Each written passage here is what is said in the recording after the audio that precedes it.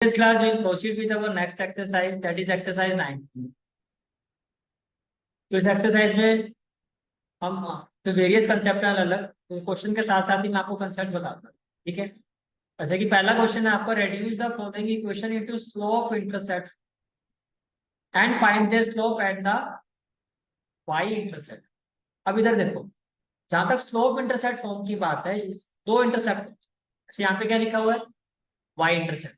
तो slope intercept form की दो टाइप्स होती है, एक होती है एक्स इंटरसेप्ट और एक क्या होती है आपकी वाई इंटरसेप्ट। जैसे कि आपको अगर क्वेश्चन में एक्स इंटरसेप्ट बोलो, अगर क्वेश्चन में कहा जा रहा है स्लोप इंटरसेप्ट फॉर्म और एक्स इंटरसेप्ट, तो आपका जो इक्वेशन होती है वो होती है y is equal to M X minus. ये बात समझ में आ गई। लेकिन अगर क्वेश्चन में कहा जा रहा है reduce the following equation into slope intercept form with respect to the y intercept, तब आपकी जो इक्वेशन होगी वो होगी y is equal to M x plus. इतनी बात समझ में आ गई। फिर से रिपीट कर देता हूँ। आपको क्या कहा जा रहा है क्वेश्चन में, स्लोप इंटरसेप्ट फॉर्म, कि आपको जो गिवन इक्वेशन है उसको किस में रेड्यूस करना है, स्लोप इंटरसेप्ट। इसमें दो तरह का क्वेश्चन बनता है, या तो आपको कहा जाएगा slope intercept form and find the x intercept.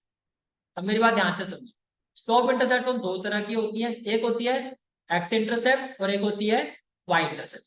ये होता है आपका slope intercept form x intercept, क्या y equal to m with in bracket x minus, और ये होता है आपका slope intercept form y intercept y equal to M x plus. इसमें ये जो b है आपका, ये आपका y इंटरसेप्ट होता है और m आपको पता ही है। यानी कि हमें क्या करना है इस क्वेश्चन में, इतना आपको समझ में आ गया होगा कि हमें इस इक्वेशन को किस में रेड्यूस करना है, y equal to M x plus b में रेड्यूस करना है। इतनी बात समझ में आ रही है। हमें सभी इक्वेशन को किस फॉर्म में रेड्यूस करना है, y equal to M x plus B.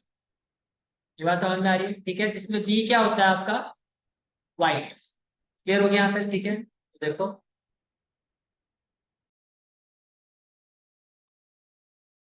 तो फर्स्ट ऑफ ऑल ये हम सबको पता है कि स्टैंडर्ड फॉर्म ऑफ लाइन क्या होती है, ए x plus B Y plus C. Linear equation जो होती है उसकी स्टैंडर्ड फॉर्म क्या होती है, ए x plus B Y plus C equal to. यही होती है लीनियर इक्वेशन, यानी कि जिसमें वेरिएबल डिग्री जो होती है 1 होती है, राइट। अब मैंने आपको ये कहा स्लोप इंटरसेप्ट इक्वेशन कितनी होती है, दो। एक एक्स इंटरसेप्ट, वो क्या होता है y is equal to m with in bracket x minus से। दूसरा वाई इंटरसेप्ट, वाई इंटरसेप्ट में स्लोप इंटरसेप्ट फॉर्म क्या होती है, y equal to M x plus. यहाँ तक बात समझ में आ रही है, क्लियर है तक, ठीक है। अब this is the first part, ये आपके फर्स्ट पार्ट है, x plus seven y equal to zero. Y intercept की बात हो रही है तो मुझे इसको किस फॉर्म में रेड्यूस करना है, ये बताओ। मुझे इसको रेड्यूस करना है y equal to M x plus. Agree करते हो, तो इसका मतलब y को मैं लेफ्ट हैंड साइड में रखूंगा, ये जो प्लस एक्स है राइट हैंड साइड में शिफ्ट होगा तो क्या हो जाएगा आपका माइनस एक्स। अब ध्यान से देखो, y यानी कि y का कोफिशिएंट क्या होना चाहिए, 1। यहाँ पे y के साथ 7, तो आपने क्या किया है, 7 को राइट हैंड साइड में मैंने शिफ्ट कर। तो जो आपका 7y equal to minus x था वो हो गया y equal to minus 1/7x। Yes और नो। अब अगर मैं इसको इससे कंपेयर करता हूँ तो can I write it as y equal to minus 1/7x plus 0। अगर प्लस में कुछ नहीं तो मैं 0 ही लिखूंगा। अब अगर मैं इसको कंपेयर करता हूँ तो आप एग्री करते हो कि यहाँ पर जो m है वो क्या है, -1/7। ये आपका क्या आ गया, स्लोप। और जो b क्या होता है, y। ये आपका क्या हो गया, c। इतनी बात समझ में आ रही है, क्लियर है यहाँ तक, ठीक है। जब आपने इसको कंपेयर किया तो स्लोप की वैल्यू क्या आ गई, -1/7, और y इंटरसेप्ट क्या हो गया आपका c। ये आपका सेकंड पार्ट है। आगे second part, y intercept find करना है तो स्लोप इंटरसेप्ट फॉर्म क्या हो जाएगी, y equal to M x plus b. Yes और नो। y को छोड़ के बाकी सारी वैल्यू राइट हैंड साइड। पहले तो +6x राइट हैंड साइड में जाएगा तो क्या हो जाएगा, -6x। -5 राइट हैंड साइड में जाएगा तो क्या हो जाएगा, +5। ये बात समझ में आ रही है। अब y का कोफिशिएंट क्या होना चाहिए, 1, यानी कि डिवाइडिंग बोथ साइड बाय 3। इसको 3 से डिवाइड करूंगा ये y हो जाएगा, इसको 3 से डिवाइड करोगे ये हो जाएगा -6/3x, और इसको 3 से डिवाइड करोगे ये हो जाएगा +5/। अब अगर आप कंपेयर करते हो तो m की वैल्यू क्या करते हैं, आपका सिंप्लीफाई होगा। इसको जब आप सिंप्लीफाई करोगे ये जो आपकी वैल्यू आई है -6/3x प्लस 5/3, जब आप इसको सिंप्लीफाई करोगे कैन आई से दैट 3 2 6, तो y इक्वल टू क्या हो गया, -2x प्लस 5/3। अब इसको कंपेयर करो वाई इक्वल टू क्या होता है, एम एक्स प्लस, तो एक्स का कोफिशिएंट क्या है, तो एम की वैल्यू क्या, -2, स्लोप आपका कितना, माइनस, और वाई इंटरसेप्ट बी की वैल्यू क्या है, 5/, बी आपका कितना हो गया, 5/, 13 क्वेश्चन। चलो मैं आगे, ठीक है। Now let's do the third part of this question, बहुत ही सिंपल है, सीधा डायरेक्टली आपको क्वेश्चन में इक्वेशन गिवन है y इक्वल टू 0। अब मुझे कन्वर्ट करना है y equal to M x plus, क्या मैं इसको ऐसे ले सकता हूँ, 0 × x + 0। अब मैं कंपेयर करता हूँ तो m की वैल्यू क्या होगी, 0, और b की वैल्यू भी क्या होगी, 0। स्लोप आपका हो गया 0 और y इंटरसेप्ट क्या हो गया आपका, इज इट क्लियर, ठीक है। Question is question number 2, reduce the following equation into intercept form and find their intercept on the axis। पहले मुझे बताओ इंटरसेप्ट फॉर्म क्या होगा, x/a plus y/b equal to 1 and find their intercept. तो x intercept क्या होता है a, y intercept क्या होता है b। यानी कि पहले हमें क्या करना है, ये जो गिवन इक्वेशन है, इन इक्वेशन को हमें इस फॉर्म में कन्वर्ट करना है, and then we have to find this intercept, that is value of a and b। Is it clear, ठीक है। फर्स्ट पार्ट क्या है आपका, 3x + 2y - 12 equal to 6। Equal to में क्या है, 1। पहले तो ये देखो क्या है, आप एग्री करते हो -12 को राइट हैंड साइड में लेके जाऊंगा तो 12 हो जाएगा। अब फोकस आपको रखना है इस पर, इक्वल टू में क्या चाहिए मुझे, 1। अब ये 1 कैसे बनेगा, जब मैं 12 से डिवाइड, तो आपने क्या किया, डिवाइडिंग बोथ साइड बाय 12। इतनी बात समझ में आ रही है, डिवाइडिंग बोथ साइड बाय, क्या हो जाएगा ये हो जाएगा आपका 3/12x, एग्री करते हैं। ये टर्म हो जाएगी आपकी 2/12y, इक्वल टू में क्या हो जाएगा, 12/2। ये भी क्लियर हो गया, ठीक है। अब देखो 12 से 12 को सिंप्लीफाई करोगे तो क्या आ जाएगा, 1 आ जाएगा। 3 × 1 = 3, 3 × 4 = 12, 2 × 1 = 2, 2 × 6 = 12। ये बात समझ में आ गई। अब देखो ये हो गया आपका x/4 plus y/6 equal to 1। अब मुझे बताओ x इंटरसेप्ट की वैल्यू क्या, अगर मैं इसको इस इक्वेशन से कंपेयर करता हूं तो x इंटरसेप्ट की वैल्यू क्या होगी, 4, और y इंटरसेप्ट की वैल्यू क्या होगी, 6। क्लियर हो गया यहाँ तक, देखो। तो आपने इसको 1 बनाने के लिए दोनों ही side, dividing both side by 12, ये क्लियर हो गया। डिवाइडेड बोथ साइड बाय 12 के बाद जो हमारी इंटरसेप्ट फॉर्म आएगी वो क्या आएगी, x/4 plus y/6 equal to 1। X intercept क्या होगा, 4, वाई इंटरसेप्ट क्या होगा, 6। यहाँ तक समझ में आ गया, क्लियर है यहाँ तक, ठीक है। Now part part 2 is 4x - 3y equal to 6। Equal to में क्या होना चाहिए, कांस्टेंट की वैल्यू क्या होनी चाहिए, 1।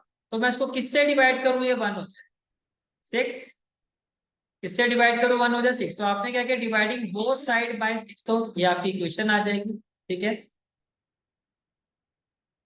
अब एक चीज का ध्यान रखना, x का जो आपका x का कोफिशिएंट है वो भी क्या होना चाहिए, +1, और y का जो कोफिशिएंट है वो भी क्या होना चाहिए। तो जब आप इस इक्वेशन को आप कन्वर्ट करोगे तो ये क्या हो जाएगा, 2/3x - 5/2 इक्वल टू 1।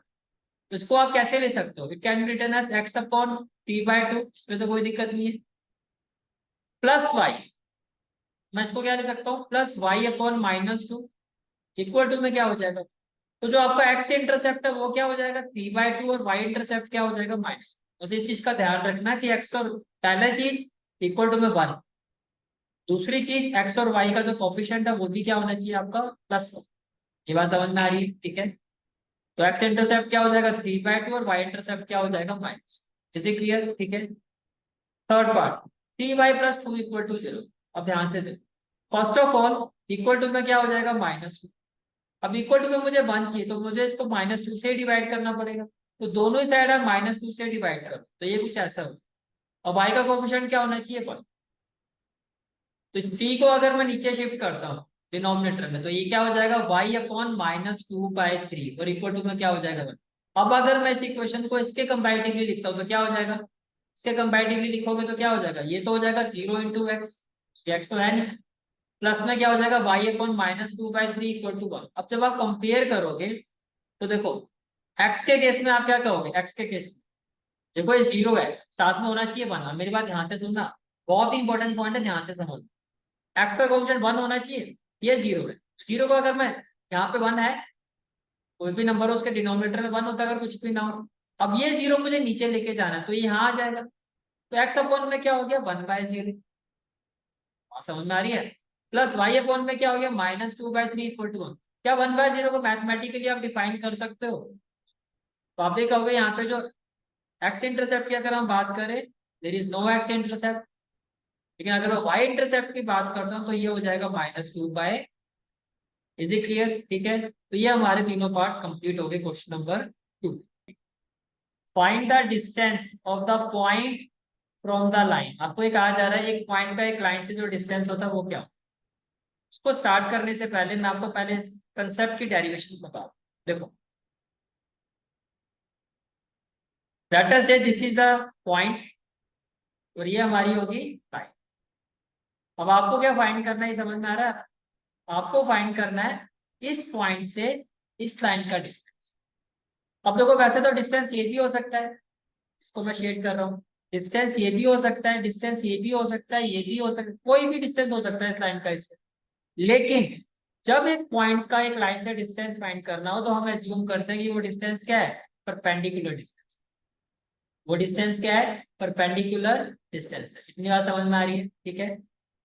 कि वो डिस्टेंस क्या है, परपेंडिकुलर डिस्टेंस है। मान लेते हैं ये जो डिस्टेंस है वो क्या है, पी क्यू। तो हमें क्या फाइंड करना है, पी। मैं फिर से रिपीट कर रहा हूँ, जब भी क्वेश्चन में कहा जाता है distance between the point and a line, इसका मतलब आपको उस पॉइंट और लाइन के बीच में परपेंडिकुलर और आप हो रही है, आपको पता है कि परपेंडिकुलर डिस्टेंस शॉर्टेस्ट डिस्टेंस भी होती है। तो हमें जो डिस्टेंस फाइंड कर रहे हैं दोनों के बीच में कौन सा करना है, परपेंडिकुलर डिस्टेंस। अब देखो जो इसका कंसेप्ट है, वो जो फॉर्मूला है कैसे बनता है, क्या आप एग्री करते हो। जो लाइन होती है उसकी स्टैंडर्ड फॉर्म क्या होती है, ए x plus B Y plus C equal to 0। और मेरी बात ठीक है। प्लस सी इसको इक्वल टू में हम ले लेते हैं माइनस। क्या आप एग्री करते हो कि slope intercept form of line क्या होता है, x by a plus y by b equal to 1। तो हमने ये मान लिया कि ये जो हमारी लाइन है ये एक्स एक्सिस को कितने डिस्टेंस पर ओरिजिन से इंटरसेप्ट कर रही है, ए स्मॉल है, ये होना इसका मतलब। और वाई एक्सिस को कितने डिस्टेंस पर ओरिजिन से इंटरसेप्ट कर रही है, बी स्मॉल। की बात समझ में आ रही है।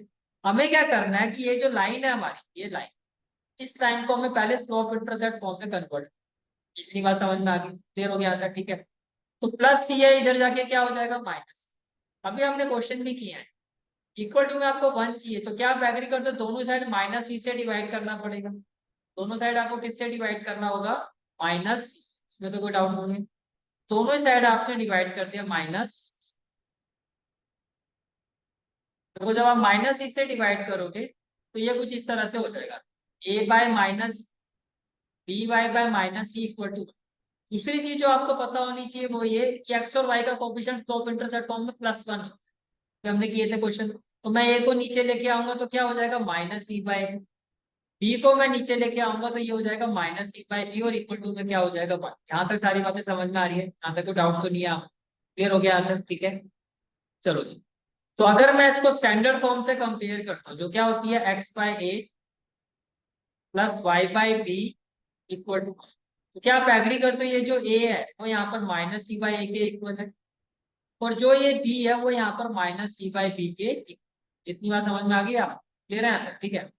तो क्या आप एग्री करते हो कि ये वाला जो डिस्टेंस है जिसको आपने 100 ले लिया था वो एक्चुअल में -c/a, उसका मतलब इस पॉइंट के जो कोऑर्डिनेट है वो क्या होने चाहिए, -c/a, 0।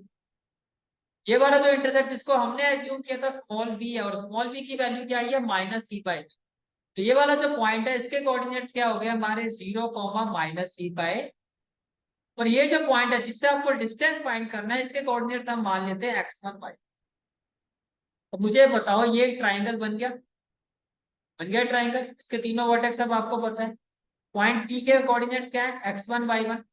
पॉइंट R के कोऑर्डिनेट्स क्या है, 0, -c/b। और पॉइंट S के कोऑर्डिनेट्स क्या है, -c/a। अब इस ट्राइंगल का एरिया एक तो आप डायरेक्टली फाइंड कर सकते हो, half into base into height. तो क्या हो जाएगा, हाफ इंटू बेस, बेस की जगह क्या हो जाएगा RS, और हाइट की जगह क्या हो जाएगा P। हाइट की जगह क्या हो जाएगा P। इतनी बात समझ में आ रही है। अगर आपको दो पॉइंट्स के कोऑर्डिनेट्स पता है तो उनके बीच का डिस्टेंस हम फाइंड कर सकते हैं। भैया अगर आपको पॉइंट P के भी कोऑर्डिनेट्स पता है और पॉइंट S के भी कोऑर्डिनेट्स पता है तो क्या आप ये डिस्टेंस फाइंड कर सकते हो, 10th क्लास से पढ़ते हुए आ रहे हो बाय डिस्टेंस फॉर्मूला। तो मैं डिस्टेंस फॉर्मूला से ही RS फाइंड कर सकता हूँ।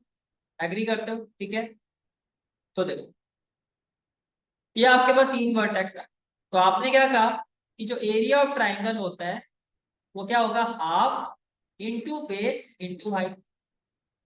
बेस आपका यहाँ पर क्या, आर। आर एस में डिस्टेंस फॉर्मूला से फाइंड कर सकते हो। आर एस में कैसे फाइंड कर सकते हो, डिस्टेंस फॉर्मूला जरा बताओगे क्या होता है, x2 minus x1 whole square plus y2 minus y1 whole square.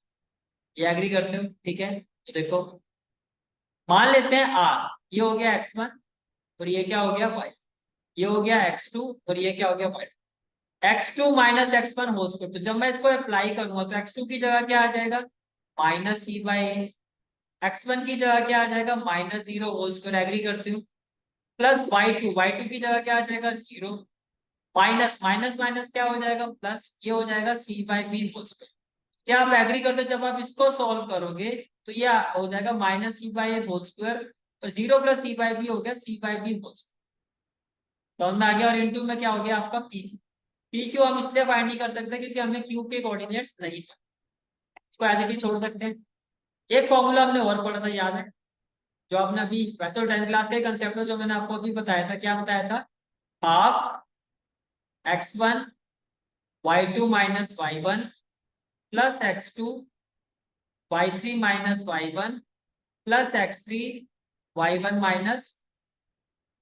ये बात समझ में आ रही है, क्लियर है तक? ठीक है, अब जो p है आपका p, उसके कोऑर्डिनेट्स क्या है, x1 कॉमा y।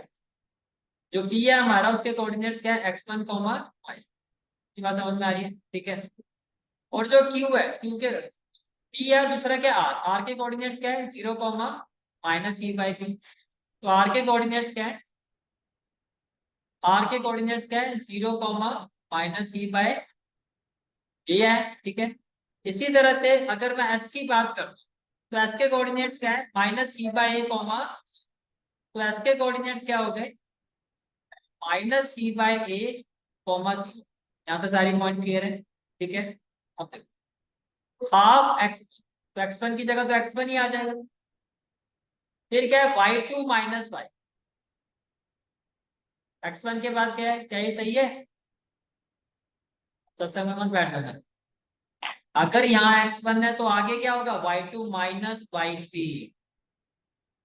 2 के बाद क्या होता है 3 1 और 3 के बाद होता है 1, तो y2 माइनस y3। तो भैया y2 क्या है, minus c by b, agree करते हो। माइनस y3 क्या है, 0, माइनस 0 आ गया। प्लस में क्या आ गया x, अब x2 क्या है हमारा, ये x1 y1 है, तो x2 की वैल्यू क्या है, 0।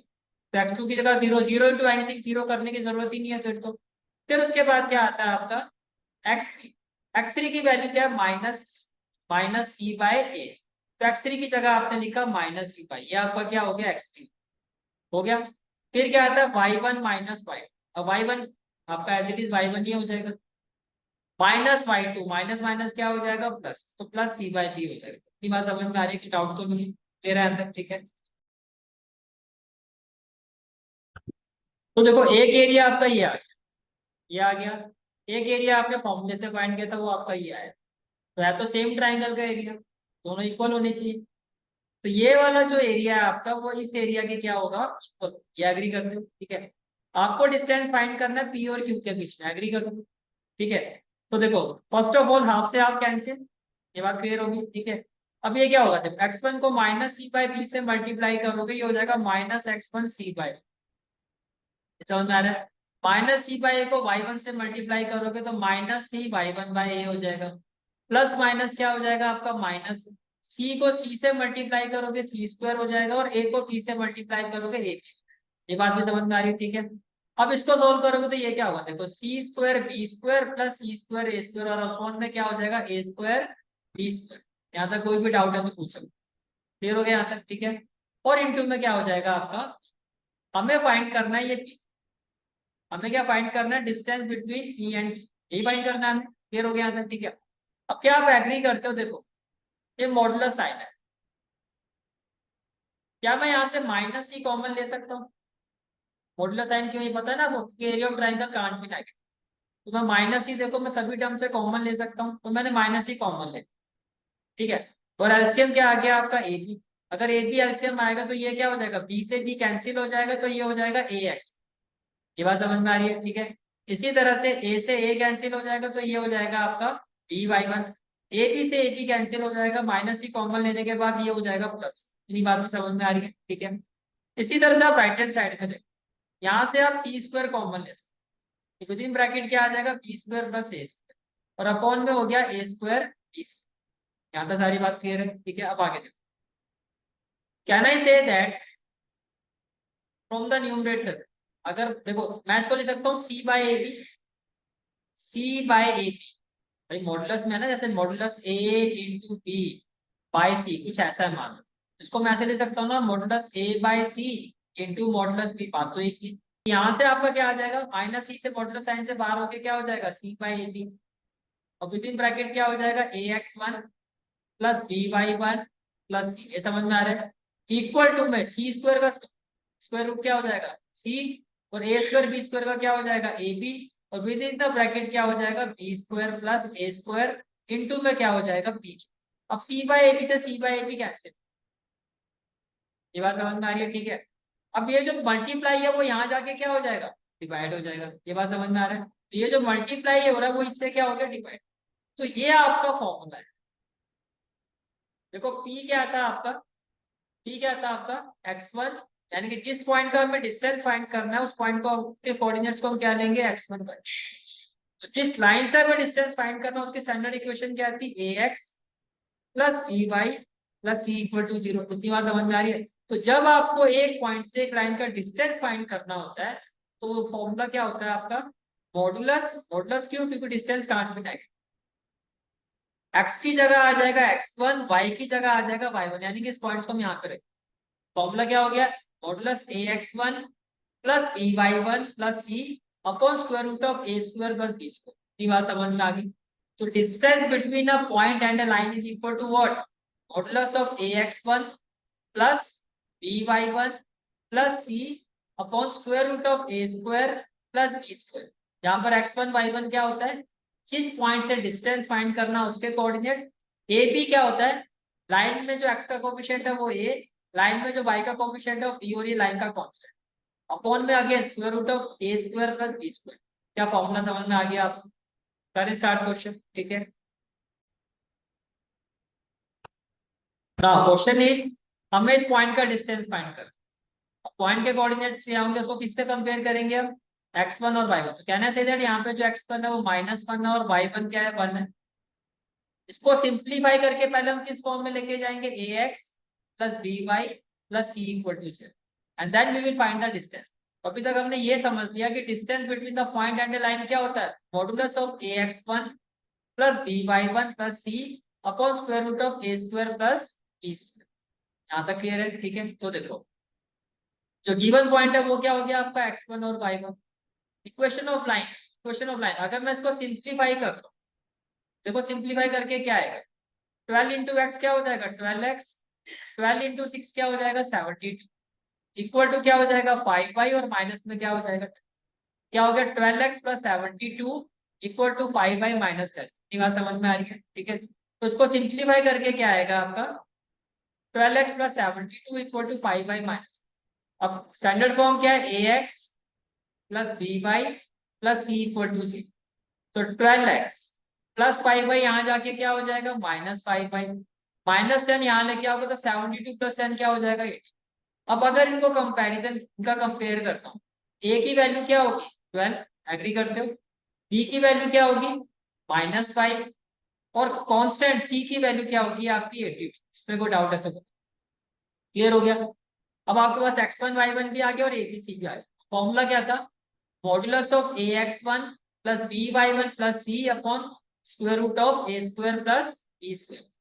सारी वैल्यूज आप ऑलरेडी निकाल चुके, आपको सिर्फ पुट कर देखो, ए एक्स तो 12 इंटू -12 होगा, plus B y one -5 into 1 तो क्या होगा -5, प्लस सी, सी की जगह क्या हो जाएगा 80, अपॉन ए स्क्वायर, 12 का स्क्वायर क्या होता है 140, प्लस बी स्क्वायर, -5 का स्क्वायर क्या होता है 25। यहाँ तक कोई डाउट है तो क्लियर है यहाँ तक, ठीक है।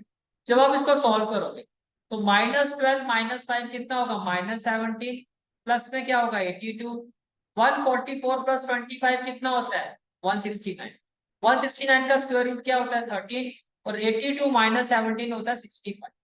Is it clear? ठीक है, तो ये क्या हो गया 65/13, और जिसको सिंप्लीफाई करके आ जाएगा आपका 5। This is the final answer of this. Main point आपको क्या समझ में आ गया, किसी पॉइंट और लाइन का डिस्टेंस किसके इक्वल होता है, modulus ax1 plus by1 plus c upon square root of a square plus b square. इसमें x1 y1 क्या जो पॉइंट है उसके कोऑर्डिनेट्स, और a b c क्या होते हैं जो लाइन होते हैं, ये x का कोएफिशिएंट लाइन की इक्वेशन का, ये y का, और ये उसका कांस्टेंट, और यही आपका a square plus b square. यहाँ तक क्लियर है सारी बातें? ठीक है, next question is question number 4, find the point on the x axis. अब एक बात बताओ, अगर एक्स एक्सिस पर पॉइंट है तो क्या लो, एक्स कॉमा जीरो। यहाँ पर हम पॉइंट को एक्स की जगह क्या ले लेते हैं एक्स वन कॉमा जीरो। जब डिस्टेंस फाइंड करना है तो x one y one form में हम एक्स, अगर एक्स ही ले रहे हो तो एक्स वन ले लो। ये बात समझ में आ गया? ठीक है, find the point on the x-axis whose distance from the line x by 3 plus y by 4 equal to 1 r 4। अब डिस्टेंस आपको दी, आपको क्या निकालना है पॉइंट फाइंड, यानी कि बेसिकली आप समझो हमें x1 की वैल्यू। तो आप बताओ कैसे अप्रोच करें। पहले तो ये जो आपको इंटरसेप्ट फॉर्म की बना है ना, इंटरसेप्ट, इसको हम स्टैंडर्ड फॉर्म में कन्वर्ट करें, इसमें कन्वर्ट करेंगे स्टैंडर्ड। ठीक है, देखो अप्रोच कैसे करेंगे क्वेश्चन को, let the point be x1 comma zero. x1 क्यों गया समझ में आ गया, अदरवाइज ये अगर x लोगे तो ये भी x हो जाएगा, ये भी x, ये ऑलरेडी x में है, तो यहाँ पर हमने इसको क्या ले लिया x1 कॉमा जीरो। ये बात समझ में आ गई। इसको सिंप्लीफाई करूंगा तो देखो 3 और 4 का एलसीएम क्या आएगा 12 आएगा, एग्री करते हो? 3 के टेबल में 12 4 पर आएगा तो ये हो जाएगा 4x, 4 के टेबल में 12 3 पर आ जाएगा तो ये क्या हो जाएगा 3y, और इक्वल टू में क्या आ जाएगा, ये इक्वल टू में आ जाएगा आपका।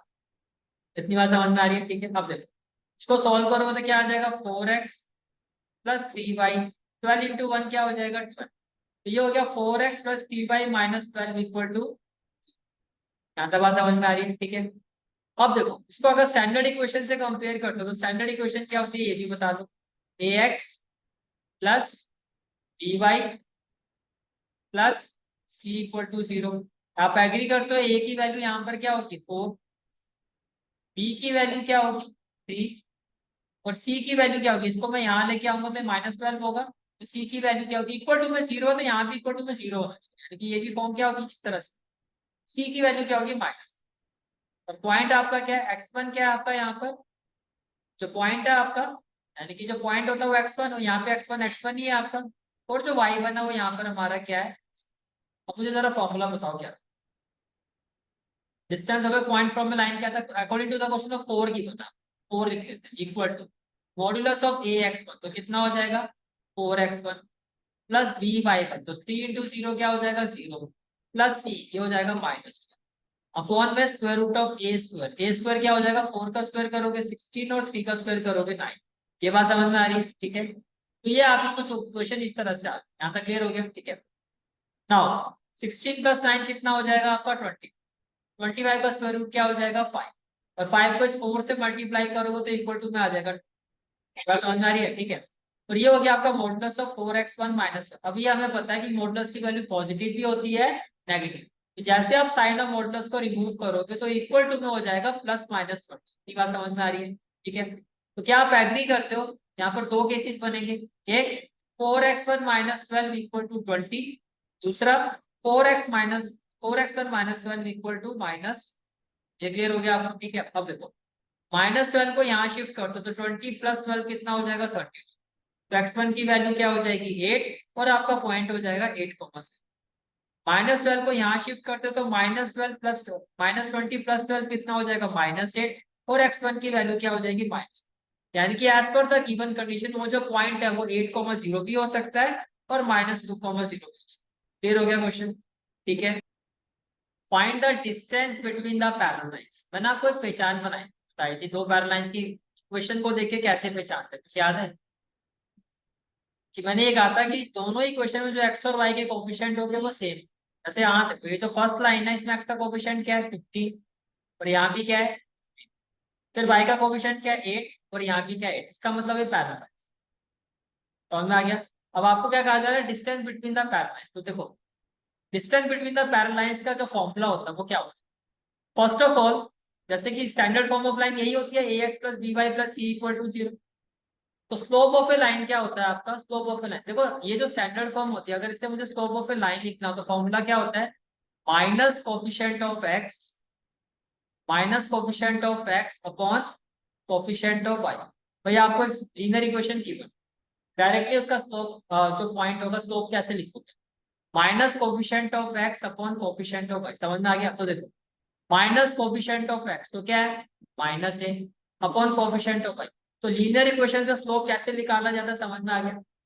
अब मान लो जो पैरेलल लाइंस है वो ये दो, these two are the parallel. पहले इस पर बात, तो इसका मैंने कहा एक पैरेलल लाइन क्या है? 3x plus 4y plus 5 equal to 0। अब स्लोप बताओ क्या होगा? Minus coefficient of x -3 upon coefficient of y क्या होगा? ये समझ में आ गया? दूसरी पैरेलल लाइन में कुछ भी लूंगा, 3x प्लस 4y तो लिखूंगा ही लिखूंगा, कांस्टेंट चेंज करो। जैसे कि यहाँ पे हमने क्या ले लिया? -7 इक्वल टू। यहाँ पर अगेन स्लोप तो देखो सेम, ये भी आपको पता है कि दो पैरेलल लाइन हो तो स्लोप क्या होता है? सेम होता है। देखो सेम ही आएगा। क्यों आएगा? क्योंकि minus coefficient of x upon coefficient of y करोगे तो एक्स और वाई के कोफिशिएंट तो दोनों में सेम ही होंगे। एक और पैरेलल लाइन ले लो, जैसे कि आपने यहाँ पे ले लिया 6x प्लस 8y। मैं कह रहा हूँ ये भी क्या है आपका? ये भी पैरेलल ही है इन लाइंस। अब आप कहोगे सर कैसे? देखो मैंने कहा चलो इसको सिंपलीफाई मत करो, तो इसका स्लोप निकाल। तो आपने कहा m is equal to minus coefficient of x, तो -6 अपॉन कोफिशिएंट ऑफ y। ये भी तो सेम ही आ रहा है, तो इसका मतलब ये लाइन भी पैरेलल है। तो तीनों लाइन से आपस में पैरेलल, तीनों लाइन से आपस में पैरेलल। इतनी बात समझ में आ गई? तो जो पैरेलल लाइंस होते हैं उनके स्लोप क्या होते हैं? इक्वल। दूसरी बात, पैरेलल लाइंस में जो एक्स और वाई के कोफिशिएंट होते हैं वो क्या होते हैं? सेम। अब आते हैं फॉर्मूले को। हमें फाइंड करना है distance between the parallel line. जैसे कि मान लो हमें फाइंड करना है distance between these two parallel lines. तो दोनों में डिफरेंस क्या है? कोफिशिएंट। पहली वाली लाइन के कोफिशिएंट को हम कहते हैं C1, दूसरी लाइन के कोफिशिएंट को हम कहते हैं C। इतनी बात समझ में आ गई? फॉर्मूला क्या कहता है कि distance between the parallel lines is equal to mod. Mod क्यों आ रहा है? समझ में आ ही क्या होगा? क्योंकि distance can't be negative. Formula होता है C2 minus C1 upon x और वाई के जो एक कोफिशिएंट है, यानी कि square root of a square plus b square. पहले बताओ फॉर्मूला समझ में आ गया? फॉर्मूला क्लियर हो गया? ठीक है, चलो जी। अब हम आते हैं अपने क्वेश्चन। क्वेश्चन में क्या था? फर्स्ट लाइन क्या है आपकी? 15x plus 8y minus 30। इसमें C1 की वैल्यू क्या होगी ये बताओ? -34। इसका कोफिशिएंट यही है, कांस्टेंट यही है इसका। और ये सेकंड लाइन है, इसमें जो C2 की वैल्यू क्या होगी? यहाँ से क्या होगी आपकी? 30। अब distance between the parallel lines का फॉर्मूला क्या है? Modulus of C2 minus C1 upon square root of a square plus b square. Numerator में क्या आना चाहिए? -31 -34। a स्क्वायर क्या होगा? कोफिशिएंट ऑफ x 15, 15 का स्क्वायर क्या होगा? 225। और b क्या है आपका? 8, 8 का स्क्वायर क्या होगा? 64। कितनी बात समझ में आ रही है? 34 और 31 कितना हो जाएगा? 4 + 1 5, ये हो जाएगा -65। मॉडुलस होने की वजह से 65 हो जाएगा। मॉडुलस पूरे में नहीं आएगा, सिर्फ ऊपर ऊपर ही आएगा मॉडुलस। ठीक है, क्योंकि स्क्वायर रूट तो हमेशा पॉजिटिव ही रहता है। 225 + 64 होता है 289। 289 का स्क्वायर रूट क्या होता है? 17। तो 17 से क्या ये कैंसिल होगा आपका? नहीं। तो 65/17 जो है आपका ये आंसर आता है। मेरी बात समझ में आ रही है? ठीक है, देखो फर्स्ट ऑफ ऑल ये आपकी इक्वेशन है। क्या आप एग्री करते हो यहाँ पर a जो है आपका वो 15 होगा? कि एक्स और वाई के कोफिशिएंट, एक्स का कोफिशिएंट जो होता है a और b का कोफिशिएंट क्या होता है? फर्स्ट इक्वेशन की जो कांस्टेंट टर्म है वो आपकी C1 होगी, सेकंड इक्वेशन की जो कांस्टेंट टर्म है वो आपकी C। फॉर्मूला क्या होता है? मॉडुलस। मॉडुलस ही न्यूमरेटर में आएगा, C2 माइनस C अपॉन, क्योंकि रियल रूट में आपको पता है स्क्वायर रूट की वैल्यू पॉजिटिव ही रखी जाती है, तो square root of a square plus b। तो देखो C2 कितना आपका? 31। माइनस है तो माइनस माइनस क्या हो जाएगा? +34 अपॉन a स्क्वायर। 15 स्क्वायर कितना हो जाएगा? 225 और b स्क्वायर कितना हो जाएगा? 64। तो ये हो जाएगा आपका न्यूमरेटर में modulus of 65 upon square root of 289। 289 का स्क्वायर रूट क्या होता है? 17। This is the final answer of this. Is it clear? ठीक है, now part 2। Given lines are L within bracket x plus y plus b equal to 0 and second line is l with in bracket x plus y minus r equal to 0। सबसे पहले आपको क्या करना है, इसको simplify करो। तो देखो जब आप इस फर्स्ट पार्ट को फर्स्ट इक्वेशन को सिंप्लीफाई करोगे तो एग्री कर, तो ये क्या हो जाएगा, l x plus l y plus b equal to 0। Second equation को सिंप्लीफाई करके क्या आएगा, l x plus l y minus r equal to 0। अब मुझे ये बताओ यहाँ पर C1 की वैल्यू क्या, C1 ई, C2 की वैल्यू क्या, माइनस आर। कैपिटल ए क्या होगा, एल, और कैपिटल बी भी यहाँ पर क्या होगा आपका एल। ये बात समझ में आ रही है आपको, ठीक है। तो ये आपके पास सारी वैल्यूज आ गई, यहाँ तक क्लियर हो गया। ठीक, अब डिस्टेंस क्या होता है, C2 minus C1, C2 minus C1, C2 की जगह क्या आ जाएगा, माइनस माइनस C1, तो ये हो जाएगा minus upon square root of a square plus b square. तो ए भी आपका एल है, बी भी एल है, तो L square plus L square हो जाएगा, ये हो जाएगा आपका 2 एल स्क्वायर। क्या मैं यहाँ से माइनस कॉमन ले सकता हूँ, तो ब्रैकेट में क्या हो जाएगा आर प्लस। इतनी बात समझ में आ गई, ठीक है। जब आप इसको सॉल्व करोगे तो देखो माइनस है, मॉडुलस की वजह से क्या हो जाएगा, पॉजिटिव वैल्यू रहेगी। फाइनली इसका जो आंसर होगा वो क्या होगा, आर प्लस पी, या फिर आप डायरेक्टली भी लिख सकते हो r plus p upon l root, and this is the final answer. Clear हो गया क्वेश्चन, ठीक है। Next question is find equation of line. आपको उस लाइन की इक्वेशन फाइंड करनी है जो इस लाइन के पैरेलल है। मुझे एक बात बताओ, जिस लाइन की आपको इक्वेशन फाइंड करनी है, क्या आप उस लाइन का स्लोप फाइंड कर सकते हो, कैसे आप इस लाइन का स्लोप फाइंड कर सकते हो। लीनियर इक्वेशन के स्टैंडर्ड फॉर्म में क्या बताया था, माइनस कोफिशिएंट ऑफ एक्स, तो क्या हो जाएगा -3 अपॉन कोफिशिएंट ऑफ वाई, क्या हो जाएगा -। अब क्या आप एग्री करते हो कि जिस लाइन की आपको इक्वेशन फाइंड करनी है उसका स्लोप भी यही होगा, और आपको ये जो लाइन है जिसकी इक्वेशन आपको फाइंड करनी है वो इस पॉइंट से पास। तो एक्सरसाइज 9.1 का कंसेप्ट बताओ क्या था, पॉइंट स्लोप ऑफ क्या था, कि y minus y1 upon x minus x1 is equal to m। इसमें ये क्या होता है, x1 क्या होगा आपका -2 और y1 क्या होगा आपका 3। यहाँ तक कोई डाउट है तो क्लियर है यहाँ तक सारी चीजें, ठीक है। तो देखो, तो first of all this is the given equation of line. इसका स्लोप क्या होगा, फॉर्मूला क्या बताया था स्लोप का, माइनस कोफिशिएंट ऑफ एक्स। जब लीनियर इक्वेशन गिवन होती है तो स्लोप कैसे फाइंड किया जाता है, minus coefficient of x upon coefficient of y. तो ये हो जाएगा -3 अपॉन -4, दैट इज 3/4। कितना हो जाएगा, 3/। Can I say that because the required equation is parallel to this line, तो उसका स्लोप भी यही होगा 3/4। और ये जो लाइन है वो किस पॉइंट से पास हो रही है, ये आपको क्वेश्चन में गिवन है।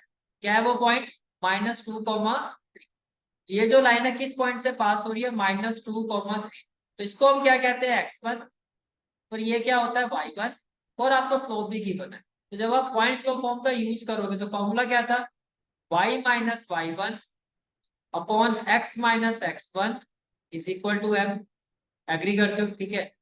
तो जब आप वैल्यू पुट करोगे तो y1 की जगह तो हो जाएगा y-3, x1 की जगह क्या हो जाएगा, माइनस होता है तो माइनस माइनस क्या हो जाएगा प्लस, तो x+2 equal to m, m की जगह क्या हो जाएगा 3/। यहाँ तक समझ में आ गया। अब जब आप क्रॉस मल्टीप्लाई करोगे तो 4 इंटू क्या हो जाएगा y-, और इक्वल टू क्या हो जाएगा 3 इंटू विद इन ब्रैकेट क्या हो जाएगा x+2। ये समझ में आ रहा है। अब 4 इंटू वाई क्या हो जाएगा 4y, 4 इंटू -3 क्या हो जाएगा -2, 3 इंटू एक्स क्या हो जाएगा 3x, और 3 इंटू 2 कितना हो जाएगा 6। जब आप इसको सॉल्व करोगे तो ये हो जाएगा 3x -4y -12 +12 और 6 कितना हो जाएगा +18, and this is the requirement. Is it clear, ठीक है। Next question is question number 7। Find the equation of line perpendicular to the line. आपको जो जिस लाइन की इक्वेशन फाइंड करनी है वो इस लाइन के क्या है, परपेंडिकुलर है। तो क्या मैं इस लाइन का स्लोप फाइंड कर सकता हूँ, देखो सबसे पहले आप इस लाइन का स्लोप फाइंड कर सकते हो। m इक्वल टू क्या होगा, माइनस कोफिशिएंट ऑफ x, तो -1 अपॉन कोफिशिएंट ऑफ y -7, ये आ गया। मान लेते हैं इस लाइन का जो स्लोप है m1, और जिस लाइन की आपको इक्वेशन फाइंड करनी है इसका स्लोप हम मान लेते हैं m। तो आप एग्री करते हो अगर परपेंडिकुलर है तो m1 इंटू m2 -1 के इक्वल होना चाहिए। अब m1 की वैल्यू कितनी है 1/7, m2 हो गया रिक्वायर्ड इक्वेशन का स्लोप, तो M2 क्या आ गया मेरा -7, यानी कि जो मुझे जिस टाइम की मुझे इक्वेशन फाइंड करनी है उसका स्लोप मेरे पास आ गया -7। यहाँ तक बात समझ में आ रही है। अब बात हो रही है एक्स इंटरसेप्ट। मैंने आपको ये कहा था एक्स इंटरसेप्ट वाई इंटरसेप्ट दो स्लोप इक्वेशन ऑफ लाइन है। अगर y इंटरसेप्ट होता है तो इक्वेशन ऑफ लाइन क्या होती है, y equal to M x plus b. आज की क्लास का पहला कंसेप्ट यही था।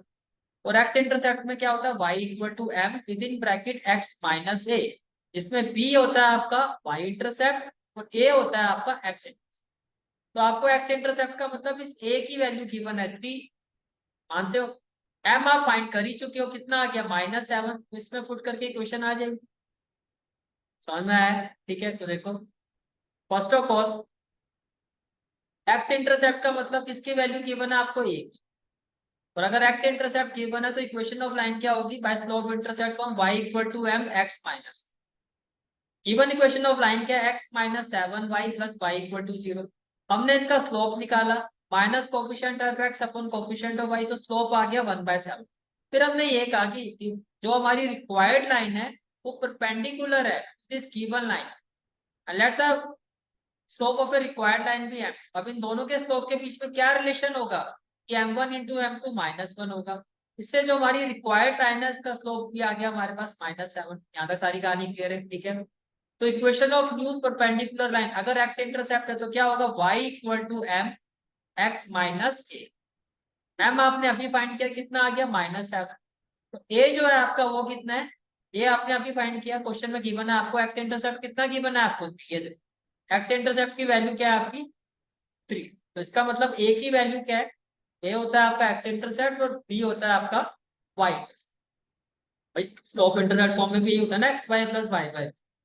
जब इसको सॉल्व करोगे तो क्या हो जाएगा, अब ये हो जाएगा -7 इंटू एक्स -7x और -7 इंटू -3 क्या हो जाएगा +21। यहाँ से सिंप्लीफाई करके आ जाएगा 7x plus y -21 equal to c. Is it clear? ठीक है। Next question is question number 8। Question is find the angle between the line √3x plus y equal to 1 and x plus 3y equal to, ये आपकी दो line. Simple सी बात है, इस line से आप m1 फाइंड कर लोगे, slope of this line which is equal to minus coefficient of x that is -√3 upon coefficient of y पर आ जाएगा, ठीक है। इस लाइन से आप स्लोप फाइंड करोगे इस लाइन का, यानी कि m2 फाइंड कर दोगे minus coefficient of x -1 upon coefficient of y। आपके पास m1 भी आ गया और m2 भी आ गया, ये बात समझ में आ गई। अब हमने फॉर्मूला पढ़ा था एंगल फाइंड करने का, that is tan theta. tan theta equal to क्या होता है, m2 minus m1 upon 1 plus m1 m। क्या तेरी बात समझ में आ रही है? लेकिन आप एक चीज ध्यान से देखो, यहाँ पर देखो क्या लिखा हो, बहुत ध्यान से देखो, यहाँ पे एंगल ही लिखा हो, यहाँ पे कहा जा रहा है एंगल्स। यहाँ पे क्या कहा जा रहा है, एंगल्स। अब ध्यान से देखो, एंगल्स का मतलब ये हो गया, देखो दो लाइंस के बीच में ये तो हो गया एक्यूट है, एक्यूट के साथ साथ आपको ऑब्ट्यूज एंगल भी फाइंड करना, यानी कि जो आपका थीटा आएगा उसके साथ साथ आपको पाई माइनस थीटा भी फाइंड करना। एंगल्स का है ना, तो acute as well as obtuse line के बीच में जो दोनों एंगल्स बनेंगे वो फाइंड करने हैं। अब देखो कैसे करोगे। तो पहले तो एक्यूट के साथ साथ मैंने क्या कहा, आपको ऑब्ट्यूज भी फाइंड करना है, ठीक है। तो फर्स्ट लाइन का स्लोप हमारा यही आया माइनस, और सेकंड लाइन का स्लोप हमारा क्या है -1/। यहाँ तक कोई डाउट तो नहीं है, क्लियर है यहाँ तक? अब आपने फॉर्मूला जो पढ़ा था वो क्या पढ़ा था, that tan alpha is equal to alpha या थीटा जो भी करो, क्या होगा m2 minus m1 upon 1 plus m1 m। अब देखो m1 की जगह क्या आ जाएगा, m1 की जगह पुट करोगे -√3 और m2 की जगह पुट करोगे माइनस। अब यहाँ पर m2 हो तो यहाँ पर क्या आ जाएगा -1/√3 माइनस m1 की जगह क्या आ जाएगा, देखो माइनस और माइनस ये हो जाएगा प्लस। ये बात समझ में आ रही है? 1 प्लस m1 की जगह क्या आ जाएगा 1 प्लस m1 इंटू m। अब देखो a इंटू बी लिखो, b इंटू ए लिखो, बात तो एक ही है। तो ये एक हो गया -1/√3 और एक हो गया आपका माइनस। यहाँ तक कोई डाउट तो नहीं है, क्लियर है यहाँ तक? ठीक है। जब आप इसको सॉल्व करोगे तो यहाँ से आपका एलसीएम क्या आ जाएगा, √3 और 1 का एलसीएम आ जाएगा रूट, और √3 इंटू √3 क्या हो जाएगा 3। यहाँ से देखो √3 से √3 कैंसिल और माइनस माइनस क्या हो जाएगा प्लस, तो ये हो जाएगा 1+। इतनी बात समझ में आ रही है? चलो मैं आगे, ठीक है। जब आप इसको सॉल्व करोगे तो 3 - 1 कितना हो जाएगा 2/√, और 1 + 1 क्या हो जाएगा 2/1। तो देखो 2/√3, 2/1 को रेसिप्रोकेट करोगे तो 1/2 ही आएगा, तो 2 से 2 कैंसिल हो गया। तो ये आपकी वैल्यू आ रही है 1/√। और 1/√3 10 में किसकी वैल्यू होती है? तो ये tan अल्फा की जो वैल्यू आ रही है 1/√3 आ रही है, और आपको पता है कि 1/√3 का मतलब होता है tan 30। इसका मतलब अल्फा कितना हो गया, π/6। ये तो आ गया एक्यूट है, 0-90 के बीच का कितना आ रहा है 30। ऑब्ट्यूज कितना होगा? ऑब्ट्यूज एंगल क्या होता है, पता ना, 0 से 180 तक की रेंज होती है। तो ऑब्ट्यूज का मतलब π-90 से 90 और 180 के बीच।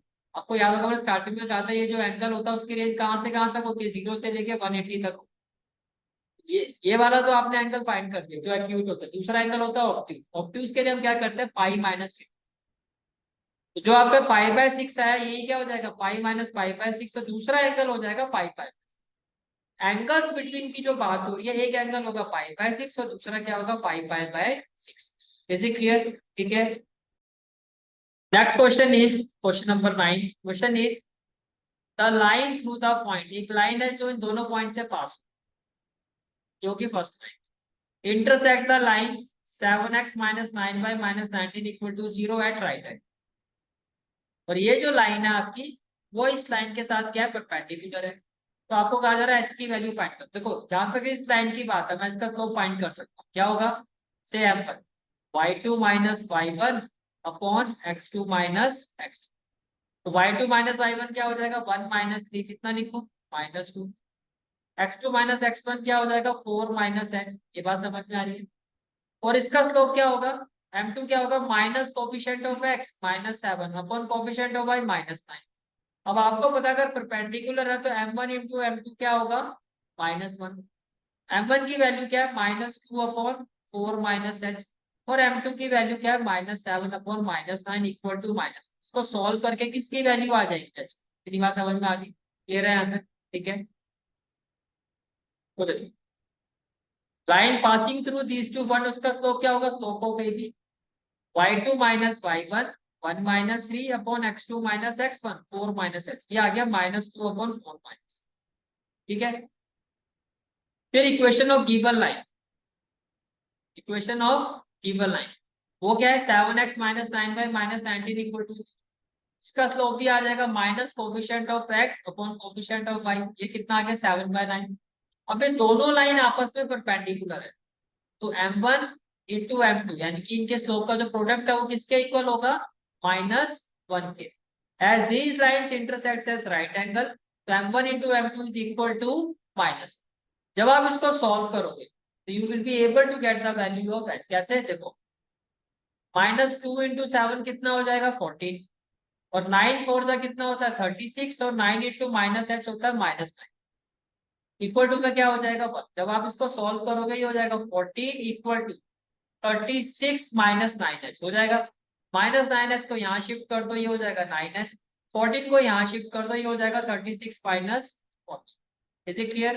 अब जब आप इसको सिंप्लीफाई करोगे तो 9h इक्वल टू क्या हो जाएगा, 22। और h की वैल्यू हो जाएगी 22/9 and this is the final answer of this. Clear हो गया? ठीक है। Next question is question number 10। Question is prove that the line through the point x1 y1 and parallel to the line ax plus by plus c equal to 0 is a within bracket x minus x1 plus b within bracket y minus y1 equal to 0। अब step to step इस question को समझो। आप इस question में क्या कहा जा रहा है, इस क्वेश्चन में आपको ये कहा जा रहा है कि आप प्रूव करो लाइन, कौन सी लाइन, जो इस पॉइंट से तो पास हो रही है, लाइन जो इस पॉइंट से पास हो रही है और इस लाइन के पैरेलल है। ध्यान से देखें, आपके पास पासिंग पॉइंट भी है उस लाइन के, और अगर वो लाइन इस लाइन के पैरेलल है तो मेरे पास उसका स्लोप भी है। फिर तो लीनियर इक्वेशन का स्लोप क्या होता है, minus coefficient of x that is -a upon coefficient of y, तो स्लोप भी आ गया और पासिंग पॉइंट भी है। तो पॉइंट स्लोप जो पहला कंसेप्ट हमने पढ़ा था वो क्या था, y - y1 upon x - x1 equal to slope, equal to slope. जब आप इसको सॉल्व करोगे तो जो इक्वेशन बनेगी वो कुछ आपकी ऐसी बनेगी। आपको प्रूफ करो, पहले बताओ क्वेश्चन क्लियर हो गया, कंसेप्ट क्लियर है? ठीक है। कैसे हम इस क्वेश्चन को अप्रोच करेंगे, सबसे पहले equation of new parallel line. आपको देखो जो जिस लाइन के वो पैरेलल है उस लाइन की इक्वेशन क्या है, ए x plus B Y plus c. Previous class में हमने ये समझा था कि अगर दो लाइंस पैरेलल होती है तो उनकी पहचान क्या होती है कि एक्स और वाई का कोफिशिएंट तो सेम होता है। तो जो लाइन इसके पैरेलल है यानी कि जिसकी बात हम कर रहे हैं, जो हमें प्रूव करना है, वो लाइन का एक्स और वाई का कोफिशिएंट भी यही होगा, ए और बी। डिफरेंस होता है कांस्टेंट का, यहाँ पर प्लस सी है तो यहाँ हमने कांस्टेंट को अलग दिखाने के लिए सी1 ले लिया। अब क्वेश्चन में कहा जा रहा है ये जो लाइन है वो कहाँ से किस पॉइंट से पास हो रही है, x1 y। उसका मतलब जो x है उसकी जगह क्या हो जाएगा x1, और जो y है उसकी जगह क्या आ जाएगा। ये बात भी क्लियर हो गई, ठीक है। Now can I say that A, x की जगह x1 पुट करोगे तो ax1 प्लस बी, वाई की जगह क्या पुट कर दोगे y1, तो by1 plus c1 equal to 0। मुझे एक बात बताओ, जो आपको प्रूव करना है, जो आपको प्रूव करना है, क्या आपको कहीं कांस्टेंट दिखाई दे रहे हैं? नहीं दिखाई दे रहा ना। ए है, बी है, कोफिशिएंट है एक्स माइनस एक्स, कहीं सी तो कहीं नहीं दिखाई दे रहा। कांस्टेंट की तो कोई बात ही नहीं है इस इक्वेशन में। इसका मतलब जो मेरा C1 है मुझे इसकी जरूरत नहीं, तो C1 की जरूरत नहीं है। तो आप क्या कर सकते हो, C1 की value in terms of x और वाई निकाल सकते हो। कैसे? Plus ax1 right hand side में जाएगा तो क्या हो जाएगा, minus ax1, plus by1 right hand side पे जाएगा तो क्या हो जाएगा, माइनस by। ये बात समझ में आ गई, क्लियर है यहाँ तक, ठीक है। Now equation of new parallel lines जो हमारे हिसाब से क्या थी, ax1 plus by1 plus c1 equal to 0। आप इस c1 की जगह क्या पुट कर दोगे, माइनस ax1 माइनस by1। ये बात समझ में आ रही है। में इक्वेशन जो थी आपकी वो क्या थी, जो आपने कंसीडर किया था वो यही थी ना आपकी। Let us assume that equation of new parallel line is ax plus by plus c1 equal to. तो equation of new parallel line सब क्या हो जाएगी, ax प्लस by तो एज इट इज आ जाएगा, लेकिन c1 की जगह अब क्या आ जाएगा, माइनस ax1 माइनस b। ये बात समझ में आ रही है, ये क्लियर हो गया। भाई हमने ये एज्यूम किया था कि equation of new parallel line क्या है, ax plus by plus c1 equal to. लेकिन अब हम इस c1 की जगह क्या पुट कर देंगे, माइनस ax1 और माइनस by। इतनी बात समझ में आ रही है। तो क्या आप एग्री करते हो कि equation of new parallel lines फिर क्या हो जाएगी, ax प्लस by, और c1 की जगह क्या आ जाएगा, माइनस ax1 माइनस by1। ये बात समझ में आ रही है, ठीक है। जब आप इसको सॉल्व करोगे पहले देखो कॉमन क्या आएगा, ax माइनस ax, इसमें से कॉमन क्या आ जाएगा a, तो ब्रैकेट में क्या आ जाएगा x माइनस x1, एग्री करते हो, प्लस dy और माइनस by1, इसमें से कॉमन क्या आ जाएगा b, तो ब्रैकेट में क्या आ जाएगा y माइनस 5 इक्वल टू क्या होगा। तो यही आपको देख सकते हो, यही आपको क्या करना था, समझ में आ गया, ठीक है। Two lines passing through the point 2, 3 intersect each other at an angle of 60 degree. It means दो लाइंस है, इंटरसेक्ट कर रही है, और इंटरसेक्ट किस पॉइंट पर कर रही है, 2, 3, तो कॉमन पॉइंट है। कॉमन पॉइंट का मतलब इंटरसेक्टिंग पॉइंट है, और इनके बीच में जो एंगल है वो कितना है, 60 डिग्री। कितना है, 60 degree. If the slope of one line is 2, मान लो इस लाइन का जो स्लोप है दैट इज m1, वो 2 के इक्वल है। सेकंड लाइन का स्लोप हमें नहीं पता, हम इसको क्या ले लेंगे m। तो आपको इसकी इक्वेशन फाइंड करनी है जिसका स्लोप m है। याद है हमने फॉर्मूला पढ़ा था, अगर दो लाइन का स्लोप हमें पता हो तो tan alpha equal to modulus, क्या पढ़ा था, tan alpha is equal to modulus m2 minus m1 upon 1 plus m1 m। ये हमने फॉर्मूला पढ़ा था। tan अल्फा की ये वैल्यू होती है, अल्फा की वैल्यू गिवन है आपको क्या है, 60 डिग्री। m1 की वैल्यू क्या है, 2। सिर्फ m2 की वैल्यू नहीं पता ना हमें, हम फाइंड कर सकते हैं। मेरी बात समझ में आ रही है, ठीक है। तो अभी तक जो आपने समझा वो ये समझा आपने, देखो दिस इज द फिगर। दो लाइन है जिनका इंटरसेक्टिंग पॉइंट क्या है, 2, और इनके बीच में जो एंगल है वो कितना है, 60 डिग्री। एक लाइन का स्लोप से स्लोप ऑफ ए बी वो आपको गिवन है दैट इज 2। दूसरी लाइन का स्लोप हमें नहीं पता, इसको हमने क्या ले लिया है, according to the question angle between the lines, इन लाइन के बीच में जो एंगल है, अकॉर्डिंग टू द क्वेश्चन इन दोनों लाइंस के बीच में जो एंगल है वो कितना है, 60 डिग्री। तो एंगल बिटवीन द लाइन कितना हो गया, 60 डिग्री। तो फॉर्मूला क्या था, tan alpha equal to modulus m2 minus m1 upon 1 plus m1 m2, yes और नो, ठीक है। अब आप ये देखो कि अल्फा की वैल्यू क्या है 60 डिग्री, तो अल्फा की जगह क्या आ जाएगा 60 डिग्री।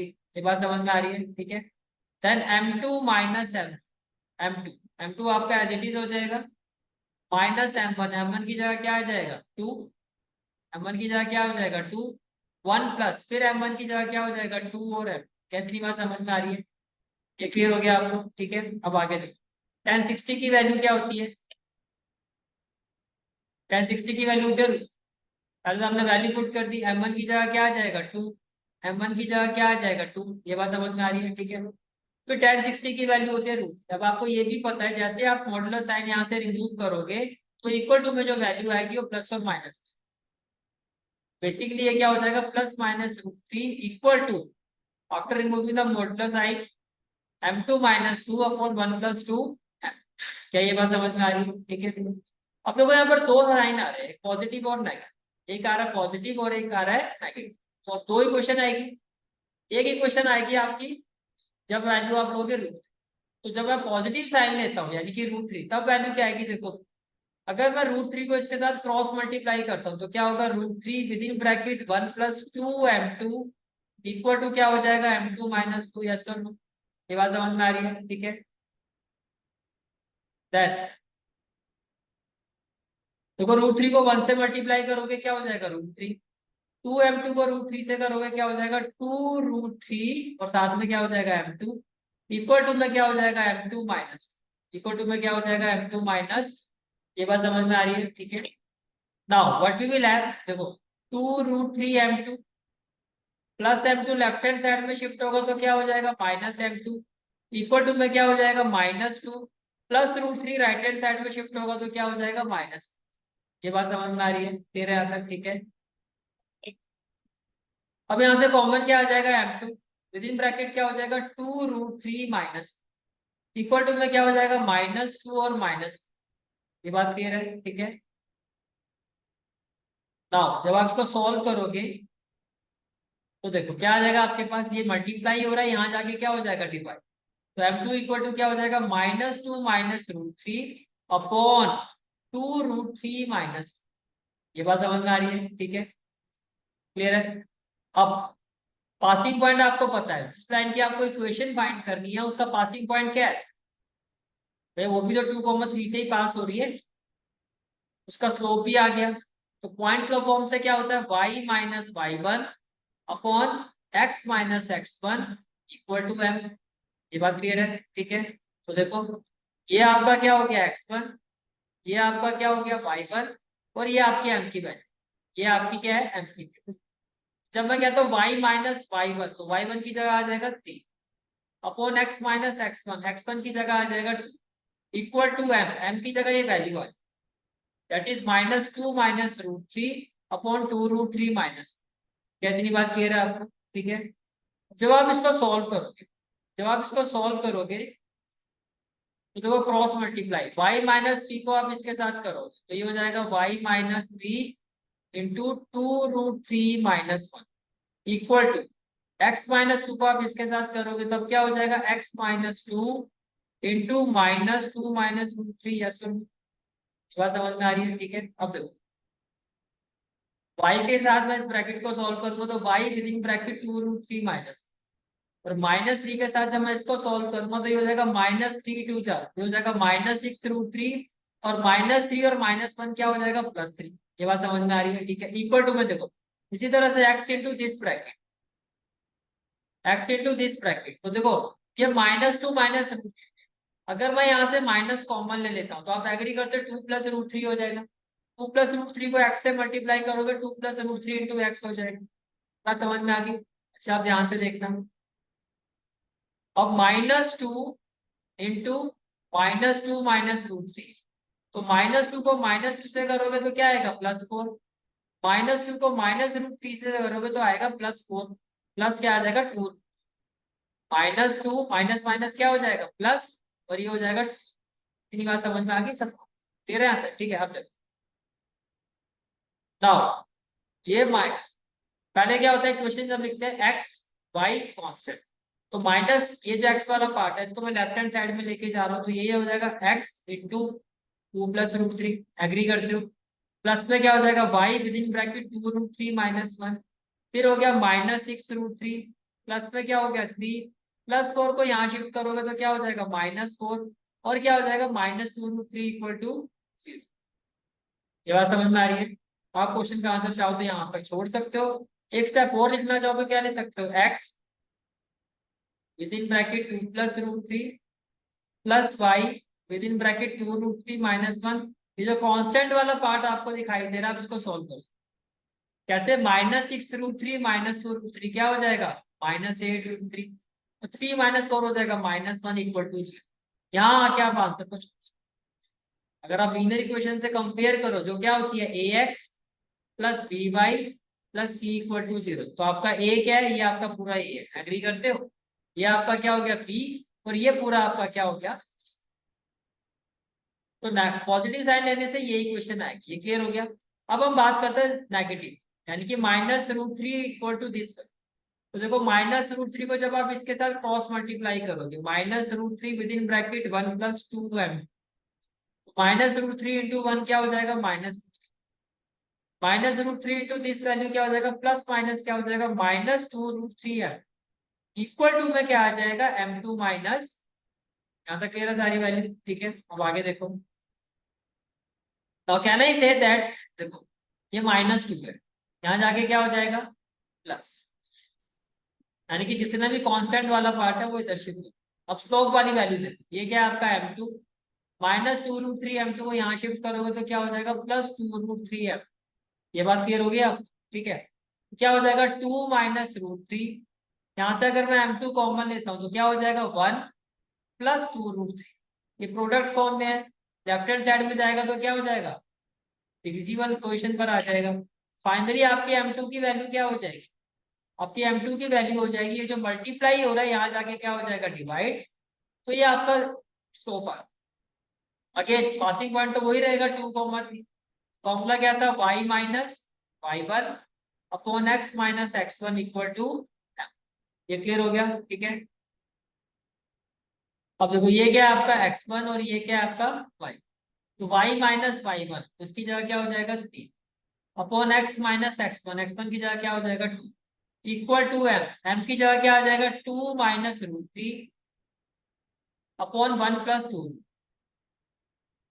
ये बात समझ में आ रही है? क्लियर है यहाँ तक? ठीक है, जब आप इसको सॉल्व करोगे तो क्या होगा y minus three into one plus two root three equal to में क्या होगा x minus two into two minus root three. क्या ये वैल्यू समझ में आ गई आपको? क्लियर है यहाँ तक? ठीक है, चलो जी आगे चलते हैं। Now can I say that, जब मैं इसको मल्टीप्लाई करूंगा y into one plus two root three, clear हो यहाँ तक? ठीक है, माइनस थ्री को वन से करोगे तो क्या होगा माइनस थ्री, और प्लस माइनस क्या हो जाएगा माइनस सिक्स रूट, ऐसे equal to x into this value two minus root three, और माइनस टू को टू से करोगे तो क्या हो जाएगा minus four, minus two into minus root three क्या हो जाएगा प्लस टू। इसमें कोई डाउट? क्लियर है यहाँ तक? ठीक है, तो आप देखो एक्स का कोएफिशिएंट देखो यहाँ ऑलरेडी पॉजिटिव है, वैल्यू को हम यहाँ शिफ्ट करें तो ये पूरी वैल्यू यहाँ शिफ्ट होगी तो क्या हो जाएगा minus y with in bracket one plus two root three, फिर कांस्टेंट क्या है ऑलरेडी यहाँ पर राइट हैंड साइड में क्या है minus four plus two root three, minus three यहाँ शिफ्ट होगा तो क्या हो जाएगा plus three, minus six root three यहाँ शिफ्ट होगा तो क्या हो जाएगा प्लस सिक्स। यहाँ तक कोई डाउट है तो फाइनल आंसर क्या हो जाएगा x into this value minus five into this value. अब देखो minus four plus three, agree करते हो माइनस वन होगा, six root three plus two root three, कितने रूट थ्री हो गए eight root, and this is the final answer of this. Clear हो गया क्वेश्चन? ठीक है, question number 12 is find the equation of the right bisector of the line segment joining the point three four and minus one. आपको कहा जा रहा है एक लाइन सेगमेंट है जिसके एंड पॉइंट्स क्या है, एक तरफ मान लेते हैं पॉइंट है आपका 3,4, दूसरी तरफ जो पॉइंट है आपका वो क्या है -1। इस लाइन का राइट बाइसेक्टर का मतलब परपेंडिकुलर बाइसेक्टर। राइट बाइसेक्टर का मतलब क्या हो गया? Perpendicular bisector. परपेंडिकुलर बाइसेक्टर का मतलब एग्री करता हूँ कि अगर ये पॉइंट ए है आपका और ये पॉइंट बी है, और इसको अगर मैं कहता हूँ पॉइंट पी, तो पी इसका क्या होना चाहिए? Mid point. कि मैंने कहा परपेंडिकुलर बाइसेक्टर। तो आपको ये जो लाइन दिखाई दे रही है, जिसको मैं रेड कलर से शो कर रहा हूँ, ये वाली लाइन, आपको इसकी इक्वेशन फाइंड कर। तो पहले मुझे बता, क्या आप पॉइंट पी के कोऑर्डिनेट्स फाइंड कर सकते हो? अगर पी मैं कह रहा हूँ इस लाइन का मिड पॉइंट है, तो क्या आप इसके कोऑर्डिनेट्स फाइंड कर सकते हो? आप कर सकते हो मिड पॉइंट फॉर्मूला से। तो आपके पास पी के कोऑर्डिनेट आ जाए, आपके पास पी के कोऑर्डिनेट आ जाएंगे। अच्छा, क्या आप इस लाइन का स्लोप फाइंड कर सकते हो? पहले तो आप इस लाइन का स्लोप फाइंड कर सकते हो। अगर दो कोऑर्डिनेट्स पता हो हमें किसी लाइन के, तो उसका स्लोप क्या होता है?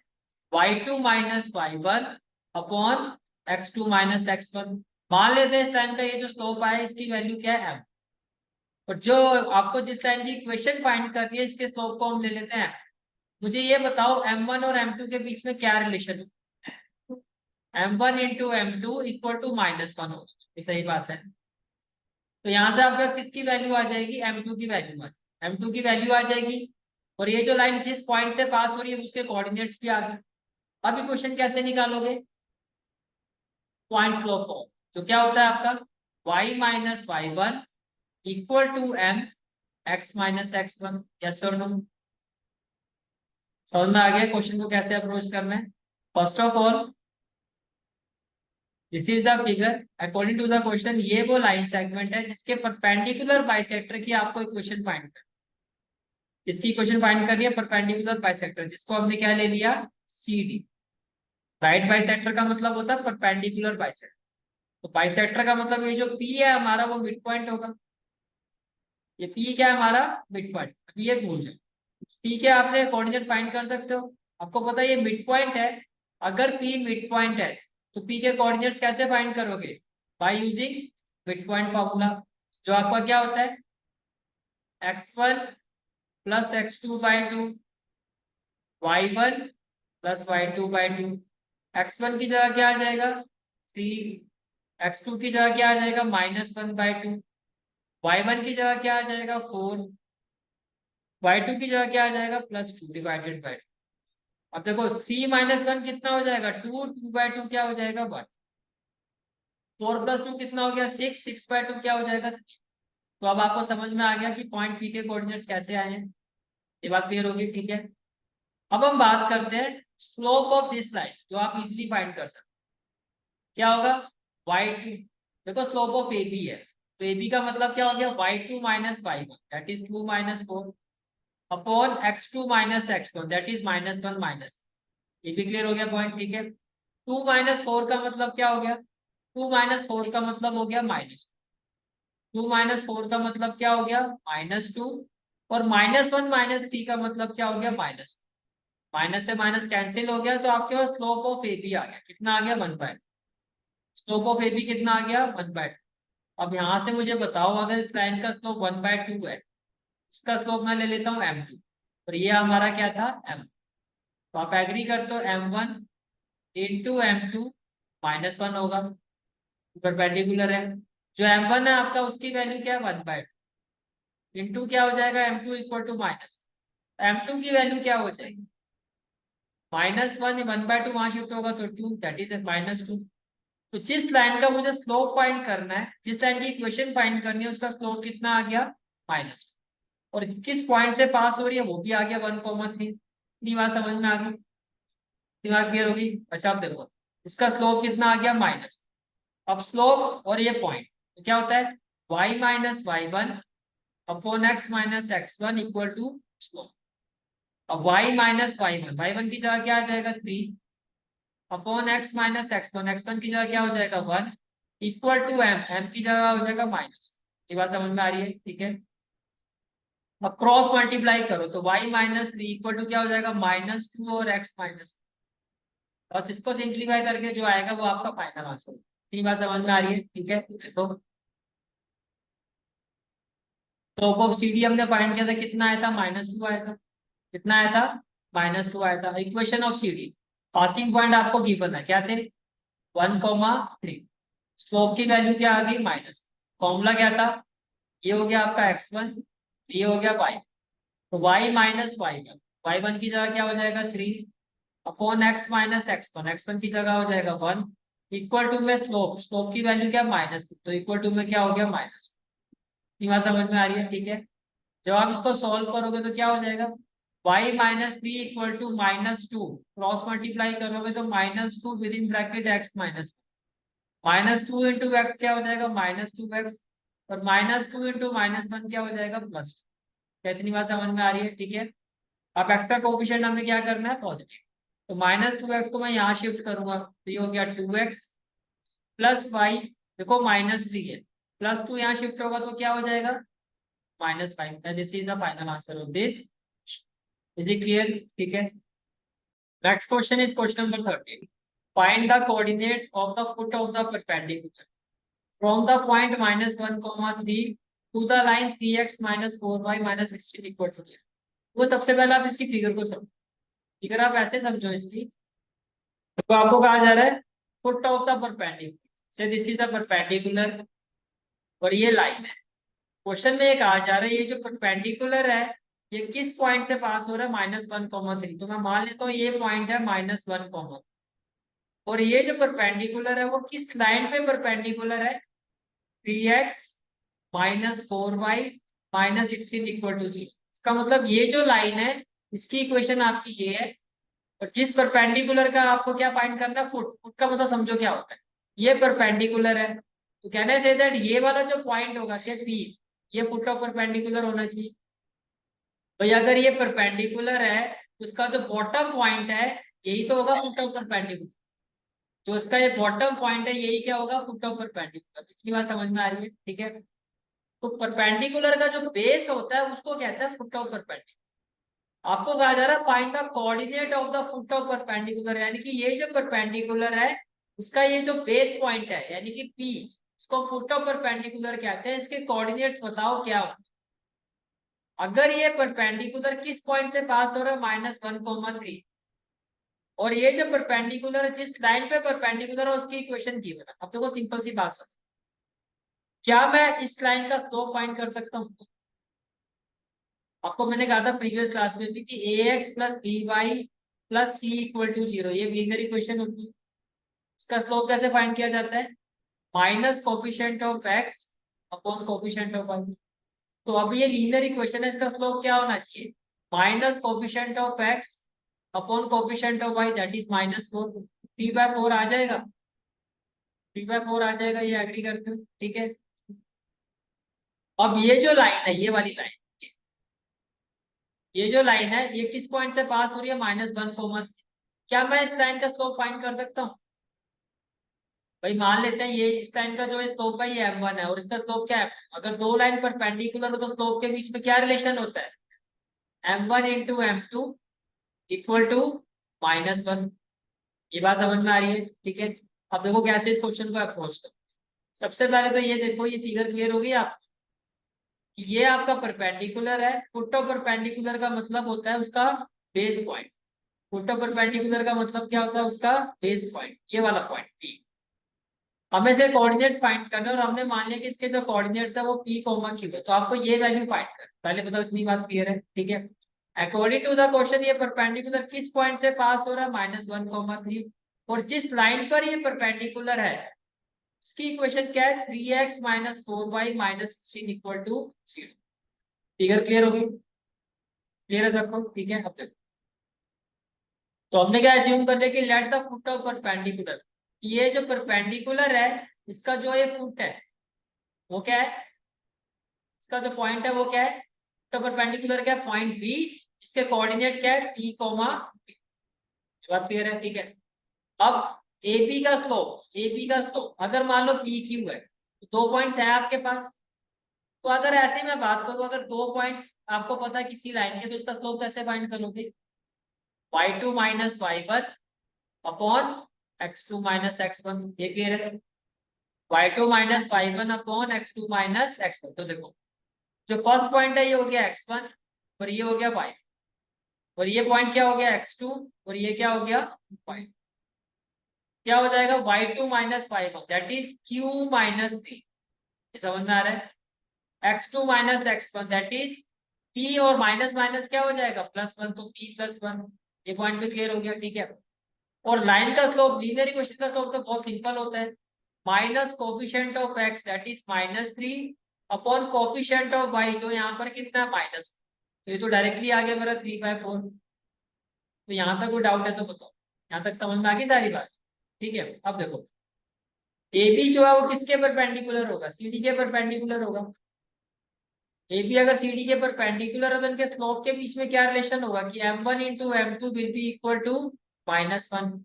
ये एग्री कर दो, m1 इंटू m2 क्या होगा इक्वल टू -1।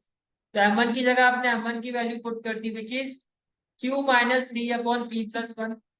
m2 की जगह आपने वैल्यू पुट कर दी 3/4 और इक्वल टू क्या हो जाएगा आपका -1।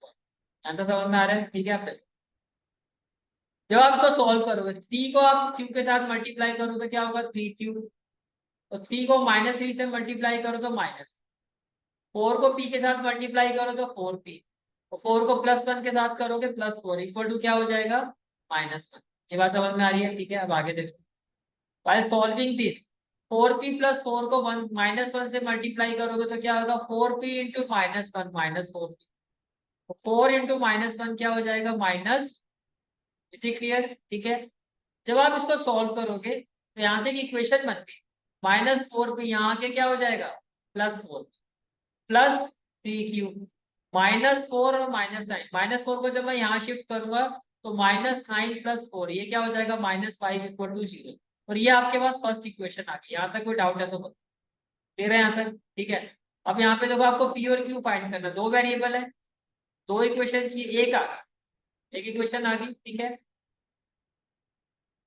Now can I say that ये जो पॉइंट बी है, ये जो आपका पॉइंट बी है ये इस लाइन पर लाई कर रहा है नहीं कर रहा?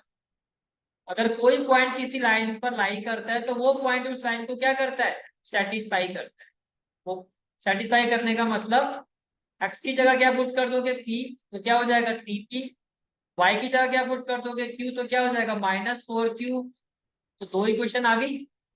दूसरी इक्वेशन कैसे आई, ये जो पॉइंट है वो इस लाइन पर लाई कर रहा है तो ये पॉइंट इस लाइन की इक्वेशन को क्या करेगा सेटिस्फाई करेगा। बात समझ में आ रही है? ठीक है। जैसे आपने सेटिस्फाई करना है आपके पास दो इक्वेशन, समझ में आ गया? ठीक है। अब जो फर्स्ट इक्वेशन थी वो क्या है 4p plus 3q minus 5 equal to 3। और सेकेंड इक्वेशन क्या आई है 3p minus 4q minus 16 equal to 0। तो यहाँ पर क्या आप लगा देंगे एलिमिनेशन। तो ये जो फर्स्ट इक्वेशन है इसको हमने मल्टीप्लाई कर दिया 3 से, ये जो सेकेंड इक्वेशन है इसको मल्टीप्लाई कर दिया हमने 4 से। ये बात समझ में आ रही है? ठीक है। अब देखो 4 3 क्या होगा 12p, क्या हो जाएगा 4 3 12, तो ये हो जाएगा आपका 12। फिर 3 3 क्या हो जाएगा 9q, और 3 इंटू -5 क्या हो जाएगा -15 इक्वल टू 0।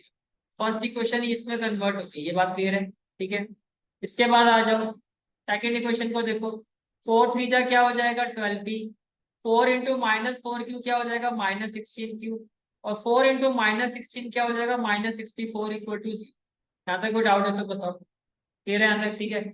जब आप इसको सॉल्व करोगे देखो ये कोफिशिएंट सेम, लेकिन दोनों प्लस में है तो क्या करूंगा पूरी इक्वेशन से माइनस कॉमन, प्लस का क्या हो जाएगा माइनस, माइनस का क्या हो जाएगा प्लस, और माइनस का क्या हो जाएगा प्लस, और इक्वल टू में क्या हो जाएगा 0। तो 12p से 12p कैंसिल, +16 और +9 कितना हो जाएगा +25, और 64 -15 कितना हो जाएगा +49 इक्वल टू क्या हो जाएगा 0। ये बात समझ में आ रही है? जब आप q की वैल्यू फाइंड करोगे तो वो क्या आएगी आपकी -49/25। जो भी वैल्यू आएगी इसको फर्स्ट इक्वेशन में पुट कर देंगे, फर्स्ट इक्वेशन में पुट कर देंगे। फर्स्ट इक्वेशन क्या थी हमारी, फर्स्ट इक्वेशन है हमारी 4p plus 3q minus 5 equal to 0। तो q की जगह आप क्या पुट कर दोगे -49/25। बात समझ में आ रही है? ठीक है। 3 इंटू -49 क्या होगा -147 अपॉन में क्या होगा 20। ये भी क्लियर हो गया? ठीक है। अब देखो राइट हैंड साइड में शिफ्ट करता हूँ, ये माइनस है तो यहाँ जाके क्या हो जाएगा प्लस, -5 भी यहाँ जाके क्या हो जाएगा आपका प्लस। ज्यादा कोई डाउट है तो बताओ।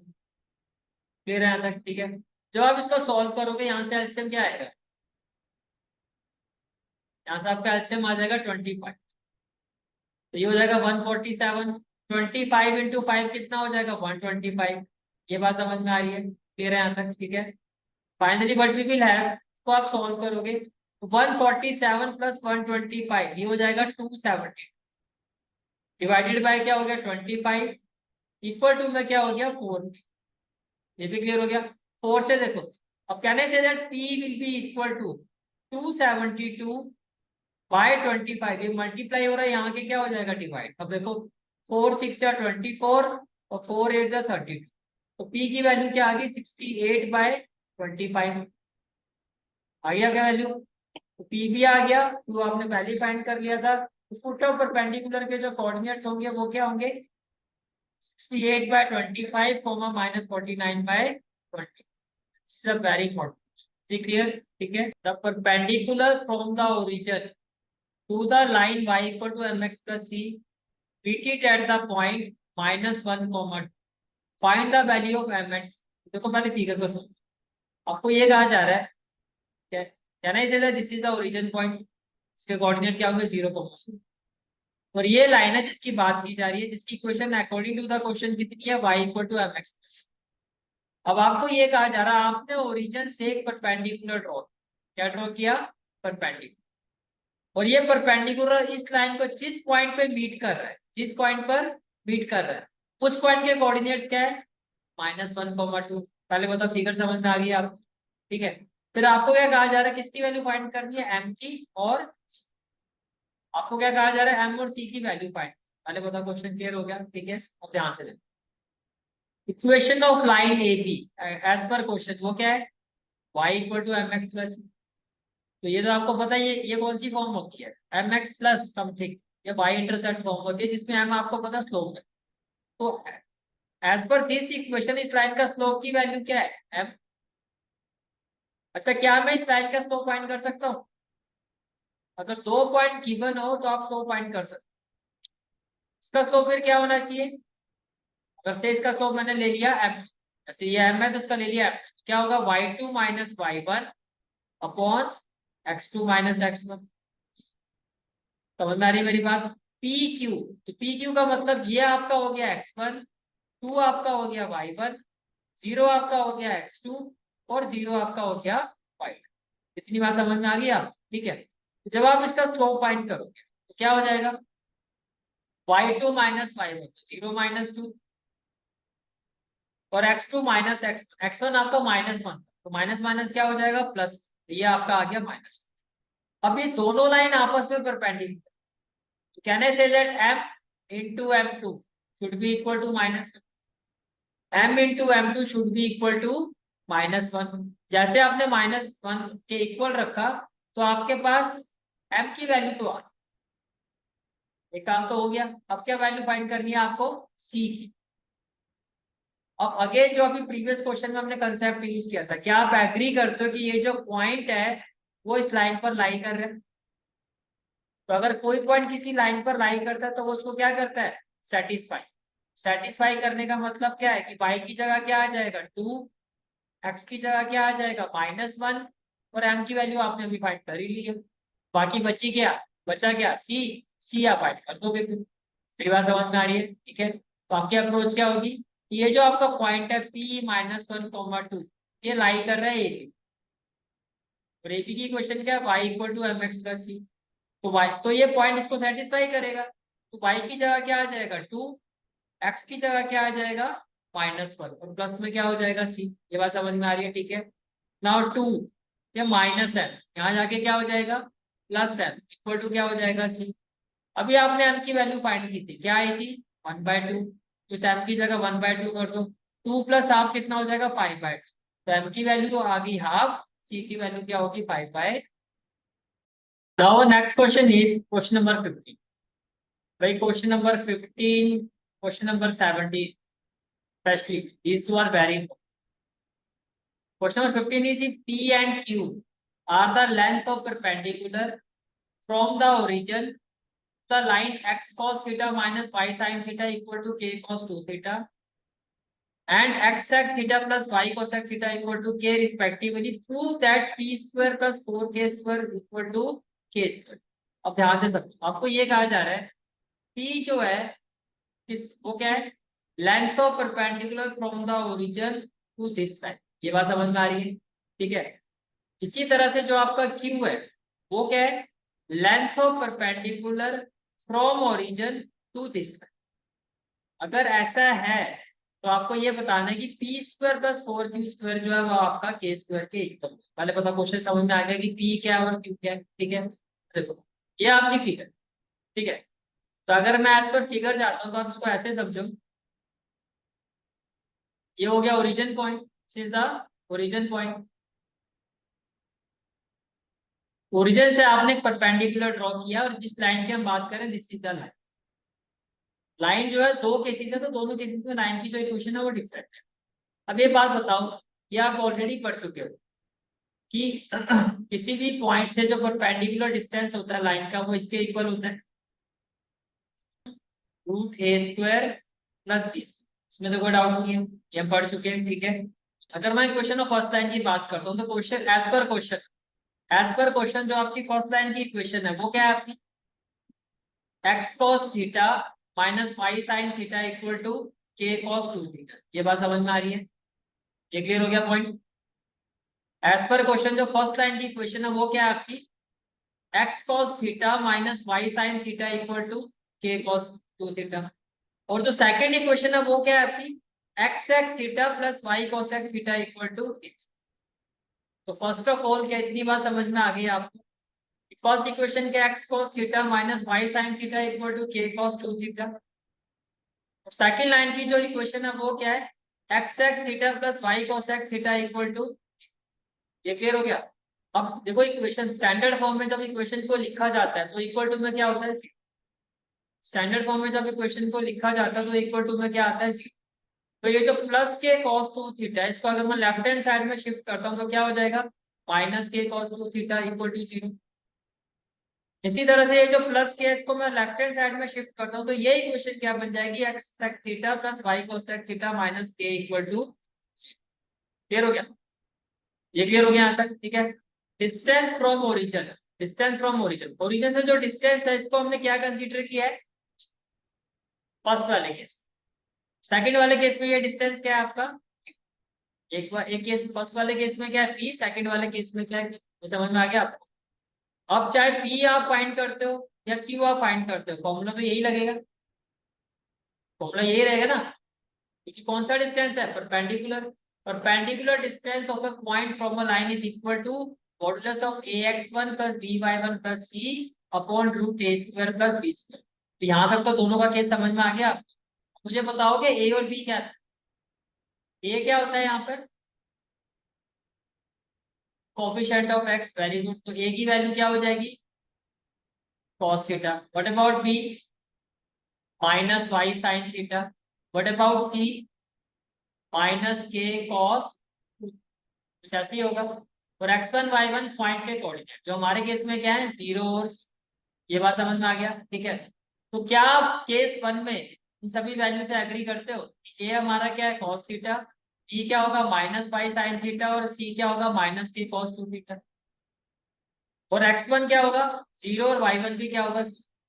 तो जो p की वैल्यू है, p की वैल्यू जब आप यहाँ पे पुट करोगे, यानी put this value in place of A V will put, in place of A V will put cos theta into जब आप x1 करोगे तो ये पूरा 0 ही नहीं हो जाएगा, तो ये वैल्यू भी 0 हो जाएगी। ऐसे देखो माइनस साइन थीटा इंटू 0 करोगे ये भी 0 हो जाएगा। लेकिन जब आप c की वैल्यू पुट करोगे तो ये हो जाएगा माइनस के कॉस अपॉन में रूट ए स्क्वायर प्लस बी स्क्वायर।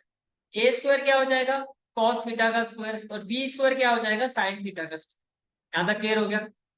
अब देखो can I say that p is equal to, क्योंकि मॉडुलस में तो नेगेटिव साइन भी क्या हो जाएगा पॉजिटिव, p की वैल्यू हमारी आ गई k cos टू थीटा। यहाँ तक कोई भी डाउट है तो पूछ सकते, क्लियर है यहाँ तक।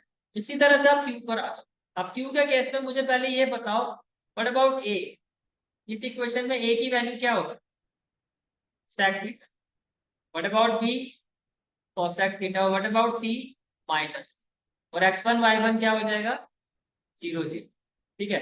तो इसमें भी जब आप x1 इंटू ए करोगे तो वो 0 हो जाएगा, जब y1 इंटू पी करोगे तो ये भी 0 हो जाएगा, और c की जगह आ जाएगा माइनस या कौन ए स्क्वायर प्लस, ये समझ में आ गया। p की वैल्यू तो हमारी आ चुकी है, क्या p की वैल्यू हमारी आ गई है k cos 2 थीटा। q के केस में देखो ये माइनस के है, तो माइनस के का मॉडुलस क्या हो जाएगा k, तो q इक्वल टू क्या हो गया k अपॉन में क्या root sec square theta plus cos sec square theta. ये बात समझ में आ रही है, ठीक है। अब देखो जो आपको प्रूव करना है, आपको जो प्रूव करना है एज पर क्वेश्चन, वो है आपका पी स्क्वायर प्लस 4 आपको ये प्रूव करना है that p square plus 4 q square equal to k, ये हमें प्रूव करना है। तो अगर मैं आपसे ये कहूँ कि लेफ्ट हैंड साइड क्या है, तो आप क्या कहोगे, left hand side is equal to p square plus 4 q, ये कहोगे। जो आपको प्रूव करना है वो है उसकी लेफ्ट हैंड साइड क्या है, पी स्क्वायर प्लस 4 क्यू। अब p की वैल्यू क्या है, p value of p is k cos 2 theta. तो जब मैं p स्क्वायर की बात करता हूँ, आप एग्री करते हो, k cos 2 थीटा का स्क्वायर हो जाएगा प्लस 4 क्यू स्क्वायर। तो क्यू स्क्वायर का मतलब इसका स्क्वायर करोगे तो क्या हो जाएगा k स्क्वायर, और रूट वाले का स्क्वायर करोगे तो रूट की जगह क्या हो जाएगा sec square theta plus cos sec square. तो क्या ये जो वैल्यू आ रही है आप इससे एग्री करते हो, इसका स्क्वायर करूंगा k स्क्वायर, इसका स्क्वायर करूंगा cos स्क्वायर 2, 4 इंटू के स्क्वायर क्या हो जाएगा 4 के स्क्वायर, स्क्वायर रूट का आपने स्क्वायर कर दिया तो ये हो गया sec square theta plus cos sec square theta. ये बात समझ में आ गई, ठीक है। अब देखो के स्क्वायर और के स्क्वायर मैं कॉमन ले सकता हूँ, तो मैंने के स्क्वायर को क्या ले लिया common. Now we are left with cos square 2 theta, तो ये आ गया cos square plus 4 upon sec square theta plus cos sec square theta. Yes और नो, क्या आप एग्री करते हो कि आप सेक स्क्वायर थीटा को क्या लिख सकते हो 1/cos square theta, cosec square theta को क्या लिख सकते हो 1/sin, इसमें कोई डाउट तो नहीं है, ठीक है। अब सीधा डिनोमिनेटर वाला पोर्शन देखो, ये वाला, ये जब मैं इसको सॉल्व करता हूँ, यानी कि आप सॉल्व कर रहे हो 1/cos square theta plus 1/sin square. जब आप एलसीएम लोगे तो क्या आ जाएगा cos square theta into sine square theta. ये बात समझ में आ रही है, ठीक है। अब देखो साइन स्क्वायर थीटा को 1 से मल्टीप्लाई करोगे तो क्या आएगा साइन, cos स्क्वायर थीटा को 1 से मल्टीप्लाई करोगे तो क्या आएगा cos स्क्वायर थीटा। तो sine square theta plus cos square theta क्या हो जाएगा 1 अपॉन में क्या हो जाएगा cos स्क्वायर थीटा और साइन स्क्वायर थीटा। तो ये जो पूरी वैल्यू है आपका, ये पूरी वैल्यू ये आ गई 1/cos square theta sine square theta. क्या इतनी बात समझ में आ गई आप, यहाँ पे कोई डाउट है किसी को तो पूछ सकते, क्लियर है सबको, ठीक है। चलो तो अब देखते, जब आप इस पोर्शन को सॉल्व करोगे ये वाला पोर्शन, तो इसमें देखो ये आपका क्या है, जो डिनोमिनेटर है आपका जब भी न्यूमरेटर में जाएगा तो ये रेसिप्रोकेट हो जाएगा। तो ये जो cos square theta sine square theta है रेसिप्रोकेट होके 4 के साथ आ जाएगा, और ये हो जाएगा 4 cos square theta into sine square. क्या हो जाएगा 4 cos square theta into sine square. इतनी बात समझ में आ रही है, ठीक है। अब देखो क्या मैं इसको इस तरह से ले सकता हूँ 2 साइन थीटा cos थीटा का स्क्वायर, तो वही है 2 का स्क्वायर क्या 4 साइन थीटा का स्क्वायर साइन स्क्वायर थीटा और cos थीटा का स्क्वायर cos स्क्वायर थीटा। क्या इतनी बार लॉजिकली समझ में आ रही है आपको, ठीक है। तो ये इस तरह से वैल्यू कर, अब ये आइडेंटिटी होती है 2 साइन थीटा cos थीटा क्या होता है साइन 2 थीटा, और पावर में क्या है स्क्वायर है, तो ये हो जाएगा साइन स्क्वायर 2। ये cos बेसिकली क्या हो गया cos square theta plus sine square is equal to 1। तो राइट हैंड साइड जो है हमारी वो क्या आ गई के स्क्वायर, ये तो प्रूव करना था। पी स्क्वायर प्लस 4 के स्क्वायर जो है इट इज इक्वल टू के स्क्वायर। ये देखो पी स्क्वायर प्लस 4 के स्क्वायर इज इक्वल टू के स्क्वायर। बहुत ही ज्यादा इंपॉर्टेंट क्वेश्चन है, समझ में आया कैसे अप्रोच करना है। Distance of point from origin इसका निकालोगे, distance of point from origin इसका निकालोगे, वहां से किसकी वैल्यू निकलेगी पी और क्यू, लेफ्ट हैंड साइड में पुट करोगे उसको सॉल्व करोगे and it will be equal to k. Question की अप्रोच समझ में आ गई, ठीक है। Question number 16, question is if the in the triangle ABC इसके वर्टेक्स क्या है A having coordinates 2, 3, B having coordinates 4, -1 and C having coordinates 1, 2। Find the equation and length of the altitude from the vertex A, from the vertex A. तो इस चीज का ध्यान रखना है कि वर्टेक्स ए से जो हम ऑल्टीट्यूड ड्रॉ करेंगे इस ट्राइंगल में, उसकी इक्वेशन फाइंड करनी है और उसका वो ऑल्टीट्यूड की लेंथ क्या है वो हमें फाइंड करना है। तो अगर मैं आपको फिगर में लेके जाऊं, देखो ये वर्टेक्स ए है, सीधा वर्टेक्स है। तो ये जो आपने ऑल्टीट्यूड ड्रॉ किया जिसको मैं शेड कर रहा हूँ, आपको इस ऑल्टीट्यूड की एक तो इक्वेशन फाइंड करनी है और लेंथ फाइंड करनी है। इसकी बात कर, आपको ये जो एडी लाइन है आपको पता है ना किस पॉइंट से पास हो रही है, 2,3 से। क्या आप बीसी लाइन का स्लोप निकाल सकते हो? निकाल सकते हो। y2 minus y1 upon x2 minus x1। मान लेते हैं वो स्लोप क्या हो जाएगा आपका m, और इसका स्लोप क्या मान लिया हमने m। तो m1 और m2 के बीच में क्या रिलेशन होगा, m1 into m2 equal to क्या हो जाएगा माइनस, इक्वल टू क्या हो जाएगा माइनस। ये एग्री करते हो? यहाँ से आपके पास इस लाइन का स्लोप भी आ जाएगा। स्लोप आ गया, पॉइंट पे गिवन है क्या, वो पॉइंट स्लोप फॉर्म क्या कहती है, y minus y1 upon x minus x1 equal to slope. Slope आपका क्या है, इक्वेशन में निकल जाएगी। इतनी बात समझ में आई? सबसे पहले देखो हमारी जो अप्रोच है, हम कैसे स्टार्ट कर रहे हैं क्वेश्चन को, हम निकाल रहे हैं slope of x1 y1, x1 y1 और ये पॉइंट क्या हो गया x2 और y2। तो y2 minus y, minus minus क्या हो जाएगा प्लस, तो ये समझ में आ गया 2 + 1 हो गया। तो ऊपर किसी कैसे निकाल रहे हैं हम, y2 minus y1 upon x2 minus x, x2 की जगह क्या आ जाएगा 1 और x1 की जगह आ जाएगा। तो आपका जो m1 है वो आपका कितना आ गया माइनस, क्या रिलेशन होगा कि m1 इंटू m2 जो है वो -1 के इक्वल होगा।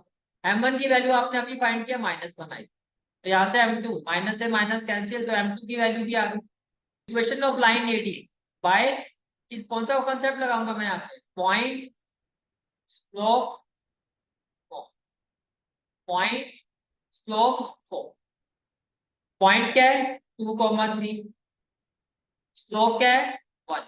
फॉर्मूला क्या होता है y minus y1 upon x minus x1 equal to क्या हो जाएगा आपका m, यहाँ पर m। तो x1 क्या है हमारा ये बताओ 2, तो y1 क्या है 3।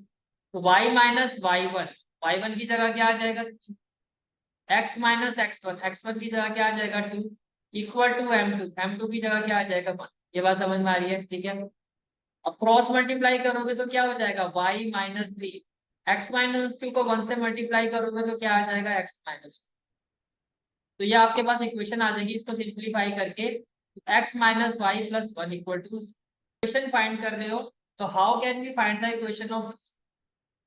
अगर किसी लाइन के आपको दो कोऑर्डिनेट्स पता हो, मंजी बोलो ठीक कह रहे हो बोलो, y minus y1 upon x minus x1 equal to slope आपको इसका भी पता है, या तो ऐसे निकाल दो या तो इक्वल टू क्या कर दो m1, और दूसरा मेथड क्या है अगर 2 पॉइंट से निकालना हो तो y minus y1 upon x minus x1 equal to y2 minus y1 upon x2 minus x।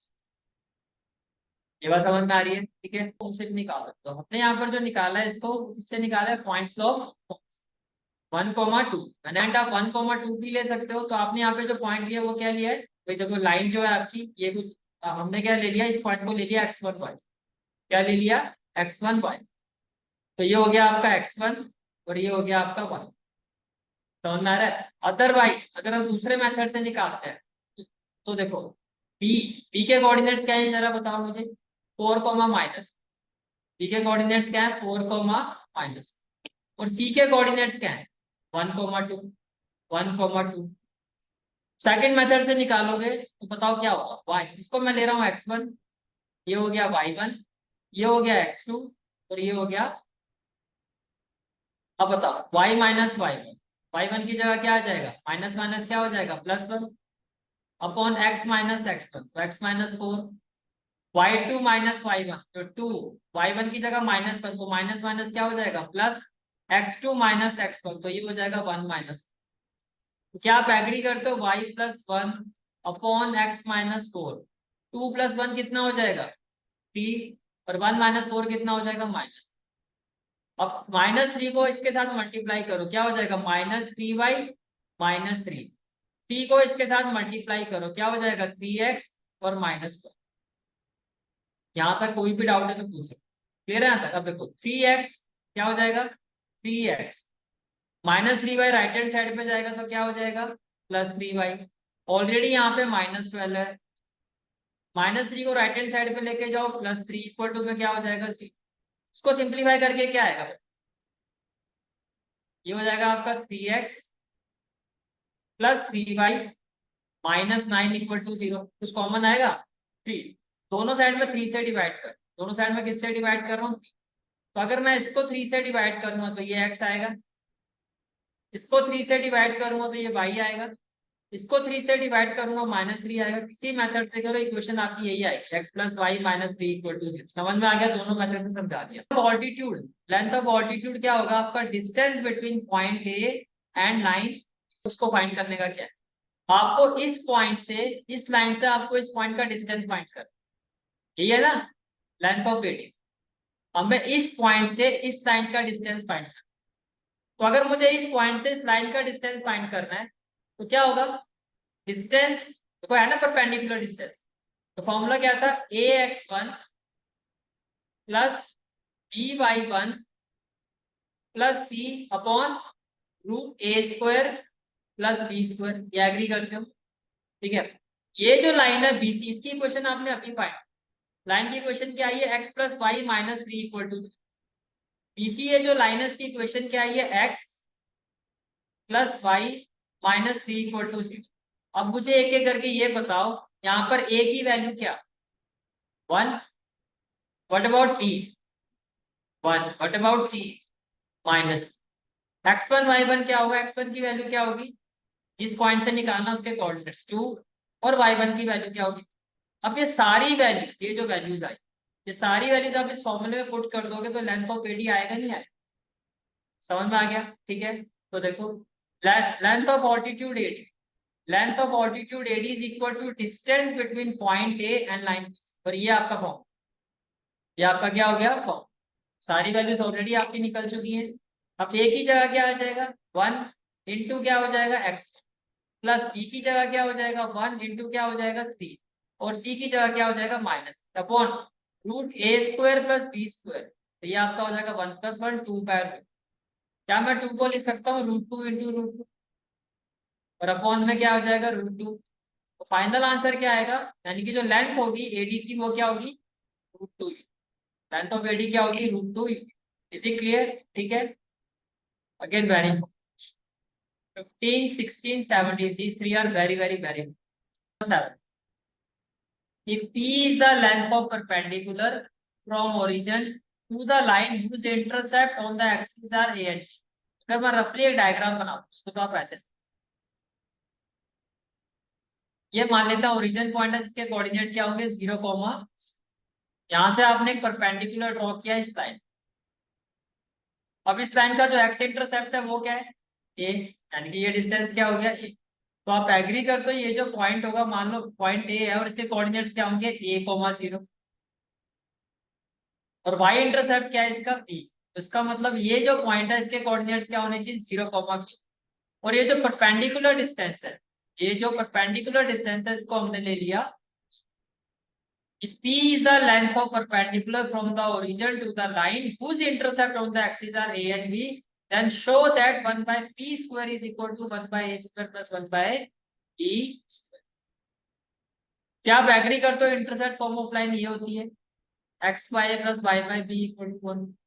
क्या मैं इसको इस तरह से ले सकता हूँ x × 1/a plus y × 1/b plus 1 को यहाँ शिफ्ट करो तो -1 = 0। आपको जो डिस्टेंस फाइंड करना हो, डिस्टेंस फ्रॉम ओरिजिन फाइंड, और अकॉर्डिंग टू द क्वेश्चन वो किसके इक्वल है, क्या आप एग्री करते हो ये फॉर्मूला होगा। अब इस इक्वेशन को देख के मुझे बता सकता है ए की वैल्यू क्या होगी, ये कैपिटल ए की वैल्यू क्या हो 1/a जो एक्स का कोएफिशिएंट, और कैपिटल बी की वैल्यू क्या होगी 1/b, सी की वैल्यू क्या होगी -1। ओरिजिन की बात हो रही है तो x1 क्या होगा 0 और y1 क्या होगा 0। ये बात समझ में आ गई, तो ये सारी चीजें क्लियर होगी। अब फॉर्मूले में पुट करो, a इंटू x1, अगर मैं इसको 0 से मल्टीप्लाई करूंगा 0 ही तो आएगा। b इंटू y1, इसको मैं 0 से मल्टीप्लाई करूंगा ये भी 0 ही आएगा। c की जगह क्या आ जाएगा आपका -1 अपॉन में रूट ए स्क्वायर प्लस बी स्क्वायर, ये आपका हो जाएगा रूट 1 बाय ए स्क्वायर प्लस 1 बाय। तो इसका मतलब ये हो गया कि जो p है आपकी, p की वैल्यू क्या होगी 1/√1/a² प्लस 1/, ये वैल्यू आ गई आप, ठीक है। अब यहां से देखना क्रॉस मल्टीप्लाई करोगे, यानी कि जैसे मान लो p इंटू 1 है तो p यहाँ आ जाएगा और ये वैल्यू 1 से मल्टीप्लाई होगी कुछ इस तरह से, ये हो जाएगी। अब आपको जो वैल्यू फाइंड करनी है वो देखो क्या, आपको फाइंड करना है 1/p। 1/p² के लिए मुझे क्या करना होगा, स्क्वेयरिंग बोथ साइड। 1/p² के लिए मुझे क्या करना होगा, स्क्वेयरिंग बोथ साइड। जब आप स्क्वेयरिंग बोथ साइड करोगे इसको तो क्या हो जाएगा, 1/p का स्क्वायर 1/p का स्क्वायर हो जाएगा 1/p², और रूट का स्क्वायर करोगे तो रूट हट जाएगा, क्या हो जाएगा 1/a² plus 1/b², and this is the final answer. This समझ में आ गया। और इसके साथ आपकी exercise 9.3। This is for today's class. I hope you like this class, and if you like this class then do like, share and subscribe my channel, and don't forget to press the bell icon. Bell icon press करने से क्या होगा, जो भी मैं lecture upload करूँगा you will get the notification of that lecture. Thanks for watching this video. जहाँ तक आपके मैथ्स कोर्स की बात है, कंप्लीट मैथमेटिक्स कोर्स की जो प्लेलिस्ट का लिंक है वो आपको डिस्क्रिप्शन सेक्शन में मिल जाएगा। So bye, take care and have a great day.